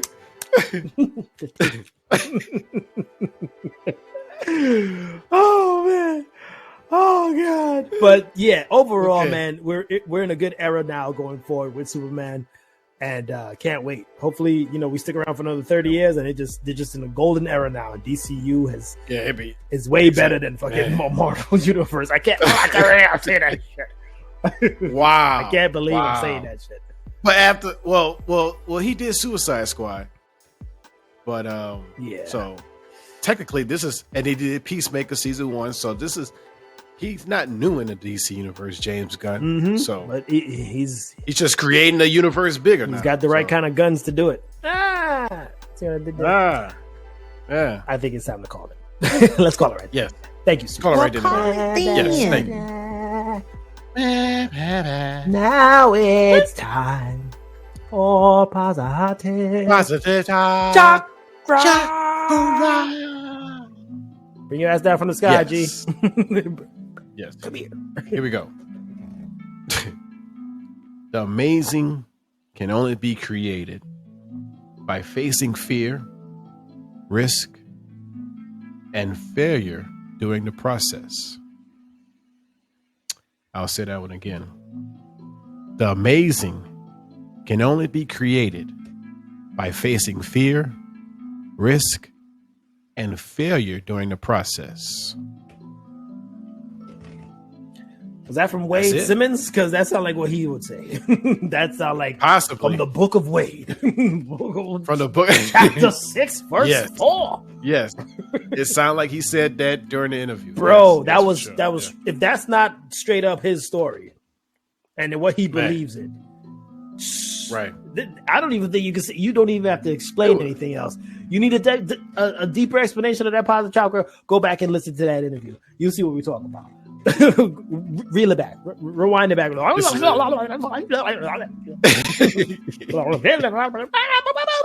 Look. Rewind it all the way back to what Mr. Wade All the way was back. saying. And that is that positive Exactly. chakra, man. I think that's brilliant. For sure. Great job, G. Great job. Thanks. At first I thought it was Uncle G, but Uncle G a little bit too aggressive. That was earlier. See, that was earlier. You got to rewind it all the way back in the beginning of the episode. For that. All the way. Yeah. I know this one was long, but Yes. I mean, it was special. It was a special one. Yes, for sure. All righty. So any yell outs before we head out, my dude? So great. I got only one Mhm. yell out, man. Shout out to Stephen Colbert. Mm. They're canceling the Late Show. Yeah. They taking that completely out. Shout out to him, man, because he was a good host after David Letterman. Man, In my I opinion. feel like something political happened here, right? I feel like it too. I And- feel like it. That's why I'm shouting it out. I don't want them to cancel this podcast if we say anything either, because I don't want to, we got bills to pay. What do you mean they canceling it? This is my bread and butter. How I'm gonna make a living, Frank? How? How I'm gonna make a I'm living? not a filmmaker, Frank. I don't do Come what on, Wade Frank. does. I can't. I can't. Yeah, but yeah, man. Shout out to him, Yeah. dude. I hope he finds his late night hosting powers somewhere else. That's not gonna be all freaking butt hurt Yeah. anytime he mentions political stuff, because I thought it was freedom of speech. Is it not? Or should we go back Is it not? should we pull out a calling out session again at the end of the episode? Don't let me get started here. God, Come on, CBS. dang it, man. Come on, CBS. Come on, man. That's just And he was cool. He was a cool host. Like he telling had you, man. I'm telling you. diverse set of. Come on, man. You know who's responsible, brah. You know who's responsible. We know. You know who's responsible. We know. It's not, we it's know. not fucking great at all. That's not great. We know. Nah. All right. My yell out's going out to Who you got? once again to my wife, dude. My wife is on the bounce back and she got back in the gym today. I am so freaking Nice. proud of her, man. So freaking Nice. proud of her. Like Nice. she went back and just got back on the treadmill just to start. You know what I mean? Mhm. And I was like, just to Mhm. start, that's a great start. Yeah. We'll bet you back in shape, no problem. Go crazy, Right. fall. But for now, the treadmill, beautiful job. Oh, Yeah. tell you, man, that is a serious bounce back story. Such great perseverance and willpower it takes to go through that, come out, Yeah. recover, and then Mhm. want to bounce right back. Mhm. Like, Yeah. hey, man, that's why I married her. That's why I married her. Yay.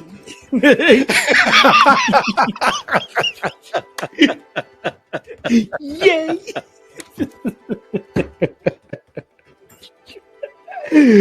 Oh, I do believe we've had enough here. I do believe Yes, for sure. That's enough. Sure. And if you haven't Yes. realized by now, wait, hold on. That's that guy Yes. known as GP. Yes, and that's that guy right there known as AD. We do not waste time on this podcast. It is a very entertaining podcast.